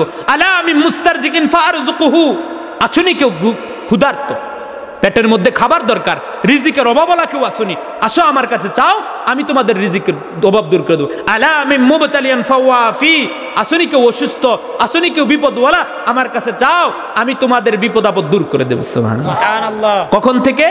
একালি গুরুবিশ শামসি হাত্তা মাতলাইল ফাজর, সূর্য অস্তমিত যখন যায়, অর্থাৎ আসরের পরে মাগরিবের আগের থেকে নিয়ে একদম ফজর পর্যন্ত আল্লাহ এভাবে ডাকেন ডাকেন, আল্লাহ রে বান্দারা গুনাহগার নাই রে, আমারে ডাক, আমি তোর গুনাহ মাফ করে দেব। এ বান্দারা বিপদ বালা মুসিবত নাই, আয় আমার কাছে চা, আমি তোরে মাফ করে দেব। সুবহানাল্লাহ। এই রমজান মাসে আর একটা স্পেশাল কাজ, আল্লাহর ঘর তৈরি করা, আল্লাহর ঘর সাজানো। হযরত ওমরের জন্য একটা দোয়া হয় সব সময়, আলেমরা বলতে পারবে, আল্লাহর কাছে ওমররা দোয়া করে, হে আল্লাহ আপনি ওমরের কবরটারে জান্নাতের কবরটাকে আলোকিত করে দেন, ওমর যেভাবে রমজান মাসে মসজিদের আলোকিত করছে। সুবহানাল্লাহ। কিভাবে? ওমরের তারাবি চালু করে দিয়েছে ওমর রাদিয়াল্লাহু তাআলা। ওমর কি করছেন? এই যে মসজিদের মধ্যে আমরা জামাতে তারাবি পড়ি না, এটা ওমর চালু করছেন। এই আল্লাহর ওমর রে তুমি কবরটারে আলোকিত করে দাও, ওমর যেভাবে দুনিয়ার মসজিদে আলো করে করেছেন। অর্থাৎ দুনিয়ার মসজিদ যদি কেউ সুন্দর করে দেয়, আল্লাহ তাআলা তারে এই রমজান মাসে ওমর করছেন না, আল্লাহ তাআলা তার কবরটা সুন্দর করে দিবেন। সুবহানাল্লাহ। হযরতে হারুনুর রশিদের নাম শুনছেন নি? বাচ্চা হারুনুর রশিদের বিবি একদিন মসজিদের জুমার ময়দান থেকে আওয়াজ শুনতেছে, মান বানা লিল্লাহি মাসজিদান বানাল্লাহু বাইতান ফিল জান্নাহ, যে ব্যক্তি দুনিয়ার জমিনে একটা মসজিদ বানাবে, আল্লাহ তাআলা তার জন্য জান্নাতের মধ্যে একটা ঘর বানাইবেন। হারুনুর রশিদের বিবি তার স্বামীকে ডাক দিয়ে বলল, স্বামী গো আমার, আল্লাহ তাআলা তো আমাদেরকে সম্পদ কম দেন নাই, কোনো দিক দিয়ে কমতি নাই, আমার ইচ্ছা আমি ওই হুজুরের মতো একটা আমল করব, আমি আমার নিজস্ব টাকা দিয়ে, আমার নিজস্ব অর্থ দিয়ে, 1 টাকাও কারো থেকে নেব না, আমার নিজস্ব টাকা দিয়ে আমি আল্লাহর ঘর বানাবো, মসজিদ বানাবো। বলেন সুবহানাল্লাহ। কারো থেকে 1 টাকা নেব না, সব টাকা আমার থাকবে, আমার থাকবে। হারুন রশিদ ডাক দিয়ে বলল, যাও যাও, কোনো সমস্যা নাই, তুমি বানাও না। উজির নাজিরদেরকে নিয়ে বসলেন, কর্মকর্তাদেরকে নিয়ে বসলেন, ডেকে বললেন, হে আমার বিবি, এই দুনিয়ার জমিনের মধ্যে একটা মসজিদ বানাবে, এই মসজিদের প্রত্যেকটা বালু কণা সব আমার বিবির টাকাতে হবে, 1 টাকাও কারো থেকে নিবে না। কন্ট্রাক্টর ঠিক করলেন, রাজমিস্ত্রি ঠিক করলেন, মসজিদের কাজকর্ম শুরু করে দিলেন। যেই আওয়াজ শুনে, যেই ওয়াজ শুনে হারুন রশিদের বিবি মসজিদ বানানোর জন্য নিয়ত করেছেন, ওই ওয়াজটা রাস্তার একজন ফকিরও শুনেছেন। ফকির শুনে তার দিলের ভিতরও আকাঙ্ক্ষা, আল্লাহ আমার যদি একটা তৌফিক থাকতো আমিও একটা মসজিদ বানাইতাম, কিন্তু আমার তৌফিক নাই, আমার গায়ে একটা পোশাকও ভালো পোশাক নাই, ছেঁড়া পোশাক, আমি প্রত্যেক দিন রাত্রে আমার একটা ইট আছে, এই ইটের মধ্যে মাথা দিয়ে আমি ঘুমাই, আমার একটা বালিশও নাই। আল্লাহু আকবার। বালিশও নাই, আমার একটা বালিশ নাই, আমার টাকা নাই, আমার জামাটা ছিঁড়া জামা, আমি কি দিয়া মসজিদ বানাবো? যখন ওই মসজিদের মধ্যে শুনছে যে একটা মসজিদ বানাবে, তার জন্য জান্নাতের মধ্যে একটা ঘর বানাইবেন, এই লোকটার ফকিরের দিলের ভিতরে আকাঙ্ক্ষা, আবার বাচ্চা হারুন রশিদের দিলের ভিতরে আশা চলতেছে যে সেও একটা মসজিদ বানাবে। বাচ্চা হারুন রশিদের বিবি সব মাল সামানা দিয়ে দিলেন, একেবারে মসজিদের A to Z যা লাগে সব কিছু আমার থাকবে, আমার স্বামীরও থাকবে না, আমার ভাই ছেলে মেয়ে কারো থাকবে না, সব কিছু আমার সম্পদ। রাজমিস্ত্রিরা হারুনুর রশিদের বিবির সম্পদ দিয়ে সুন্দর করে মসজিদ বানাইতেছে। এমন সময় ওই যে ফকির মিসকিন যে একটা ইটের মালিক, রাত্রিবেলা ইটের উপর মাথা দিয়ে ঘুমায়, সেই লোকটা আসছে, আইসা কন্ট্রাক্টরকে ডাক দিয়ে বলতেছে, বাইরে তোমরা যে মসজিদরা বানাইতেছো এই মসজিদের মধ্যে আমার এই ইটটা লাগাইয়া দাও। বলেন সুবহানাল্লাহ, আমার ইটটা লাগাইয়া দাও, ইটটা লাগাও। লোকেরা ডাক দিয়ে বললো, না না পারা যাবে না, কারণ হারুনুর রশিদের বিবির নিষেধ আছে। তিনি বলেছেন তিনার টাকা ছাড়া নাকি এই মসজিদের মধ্যে কারো টাকা পয়সা লাগানো যাবে না, এজন্য তোমার এটাও চলবে না। ফকির লোকটা ডাক দিয়ে বলল, ভাই রে, হারুনুর রশিদের বিবির তো সবই আছে, অসংখ্য অগণিত ইট দেওয়া, আমার এই ছোট্ট পুরাতন ইট দিলে তো তার আর বেশি কোনো ক্ষতি হয়ে যাবে না, তুমি এই ইটটা লাগাইয়া দাও। তারা কোনোভাবেই মানতেছে না, বলে যে না, হারুনুর রশিদের বিবি যদি শুনে তাহলে আমাদের সাথে রাগ করবে। একজন মিস্ত্রি এসে কানে কানে বলল, ভাই রে, তুমি এই ফকিরটার সাথে কেন গেড়াগেড়ি করতেছ? সে দৈনিক আসতেছে একটা ইট লাগানোর জন্য, এতগুলো ইটের মধ্যে তার ইটটা কি দেখা যাবে নাকি? কেউ কি বলতে পারবে নাকি? তুমি এই ইটটা লাগাই দাও, দেখবা হারুন রশিদের বিবি কিছুই বলবে না। ইটটা লাগাও, হারুন রশিদের বিবি কিচ্ছু কইতো না, তুমি এই ইটটা লাগাই দাও। কেউ জানতো না, এটা ইটটা ফালাই দিলে কোনটা তার, এটা কি দেখা যাবে না? হাজার হাজার ইট লাগে একটা মসজিদ বানাইতে, তার একটা ইট দিয়ে আর কি হইব? ফকির লোকটা এবার ইটটা দিয়ে দিলেন। মসজিদের মধ্যে মসজিদ করাও শেষ হয়ে গেল, মসজিদের উদ্বোধন হলো, বড় বড় ওলামায়ে কেরাম এসে মসজিদের উদ্বোধন করে দিলেন। হারুন রশিদের বিবি খুব খুশি, খুব শান্তির একটা নিঃশ্বাস ফেলাইয়া বললেন, আল্লাহ, অনেক দিন পরে একটা ভালো কাজ করেছি, এই মসজিদটা আমার অর্থায়নে হয়েছে, সুবহানাল্লাহ।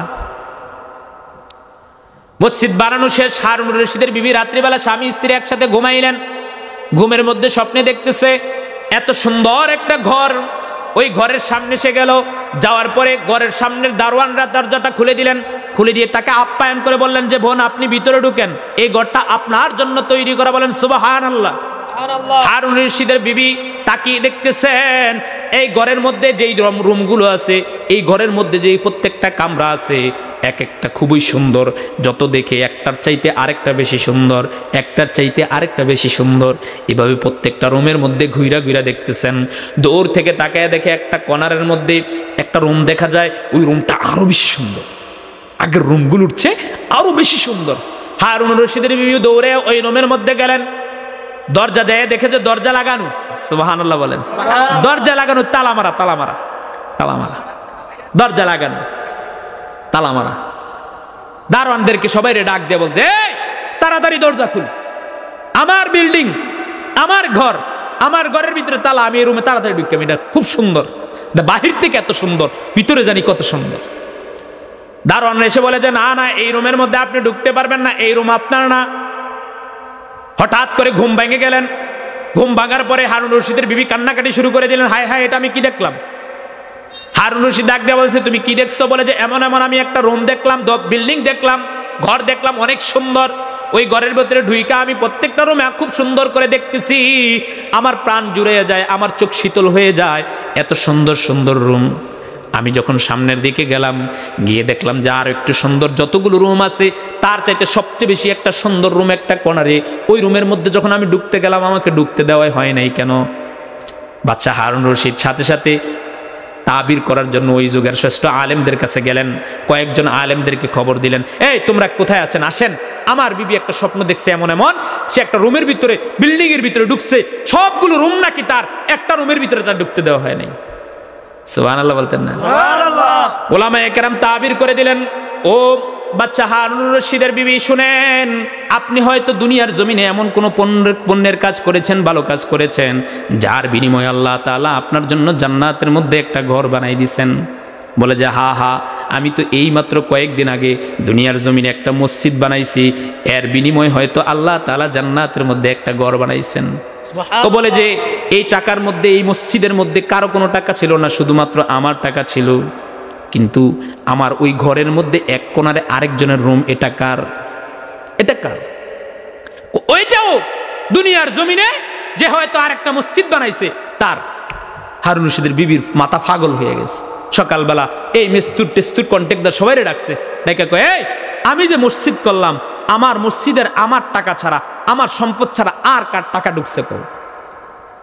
সবাই ভয়ে ভয়ে কাঁপে আর বলে, বাচ্চা হারুন রশিদ বিবি গো, আপনি যে মসজিদ করার জন্য বলেছিলেন, আপনার মসজিদ চলাকালীন, মসজিদের কাজ চলাকালীন একটা ফকির দৈনিক আসতো একটা ইট নিয়ে, এসে বলতো যে ভাই আমার ইটটা লাগাইয়া দাও। আমরা তাকে দূর দূর করে তাড়াইয়া দিতাম, আবার এর পরের দিন আসতো। এভাবে কয়েকদিন যখন তাড়াইয়া দিলাম, হঠাৎ করে আমরা সবাই মিলে পরামর্শ করলাম যে এই লোকটার একটা মাত্র ইট, একটা ইট দিয়ে আর কি হবে, এজন্য তার ইটটা লাগাই দিছি। হারুনুর রশিদের বিবি ডাক দিয়ে বললে, ভাই রে, তোমরা হয়তো দুনিয়ার জমিনে এই লোকের একটা ইট চোখে দেখলা, কিন্তু আমি জান্নাতের মধ্যে এমন একটা ঘর দেখেছি, আমার সমস্ত রুমগুলোর মধ্য থেকে ওই ঘরের মধ্যে একটা রুম ছিল যে সমস্ত রুমগুলোর সৌন্দর্যটাকে হার মানাইয়া দিয়েছে। এই রুমটা হলো তার, এই রুমটা তার। এই জন্য আল্লাহর ঘর কোনদিন একবার হলক করে বলে দিলাম, আখেরাতে আপনার সাথে সাক্ষাৎ হবে যদি মিথ্যা হয়। আল্লাহ আমার জিব্বার মধ্যে কাটা দেখ, দুনিয়ার জমিনে কেউ যদি 1 টাকাও আল্লাহর ঘরে মসজিদে দেয়, আল্লাহ তাআলা এটা কোনোদিন বিফলে দিবেন। 1 টাকাও যদি দেয়, এর বিনিময়ে আল্লাহ তাআলা জান্নাতের মধ্যে আপনার বাসস্থান বানাবেনই। এটা আমি বলে দিয়ে গেলাম। হাশরের ময়দানে আমার সাথে আপনি ধরবেন যে তুমি কি বলছো, মিথ্যা বলছো। মান বানা লিল্লাহি মাসজিদান বানাল্লাহু বাইতান ফিল জান্নাহ। আল্লাহর নবীর কথা সত্য, যে ব্যক্তি দুনিয়ার জমিনে আল্লাহর ঘর বানাবে, নির্মাণের কাজে সহযোগিতা করবে, আল্লাহ তাআলা তার জন্য জান্নাতের মধ্যে ঘর বানাবেন। সুবহানাল্লাহ। এই জন্য এই মসজিদ আমাদের গ্রামে মাশাআল্লাহ অনেকগুলো মসজিদ হইতেছে। নামাজের সংখ্যা বাড়ে, মসজিদ হইলে নামাজের সংখ্যা বাড়ছে। এই মসজিদের অসম্পূর্ণ কাজ অনেক বাকি আছে। আপনারা কি চান এই মসজিদের কাজগুলো হোক? ইনশাআল্লাহ। এমন কে আছেন যে ইনশাআল্লাহ আমার জন্য যেন জান্নাতের মধ্যে একটা ঘর হয়, 10,000 টাকা দেবেন ইনশাআল্লাহ মসজিদের বেশি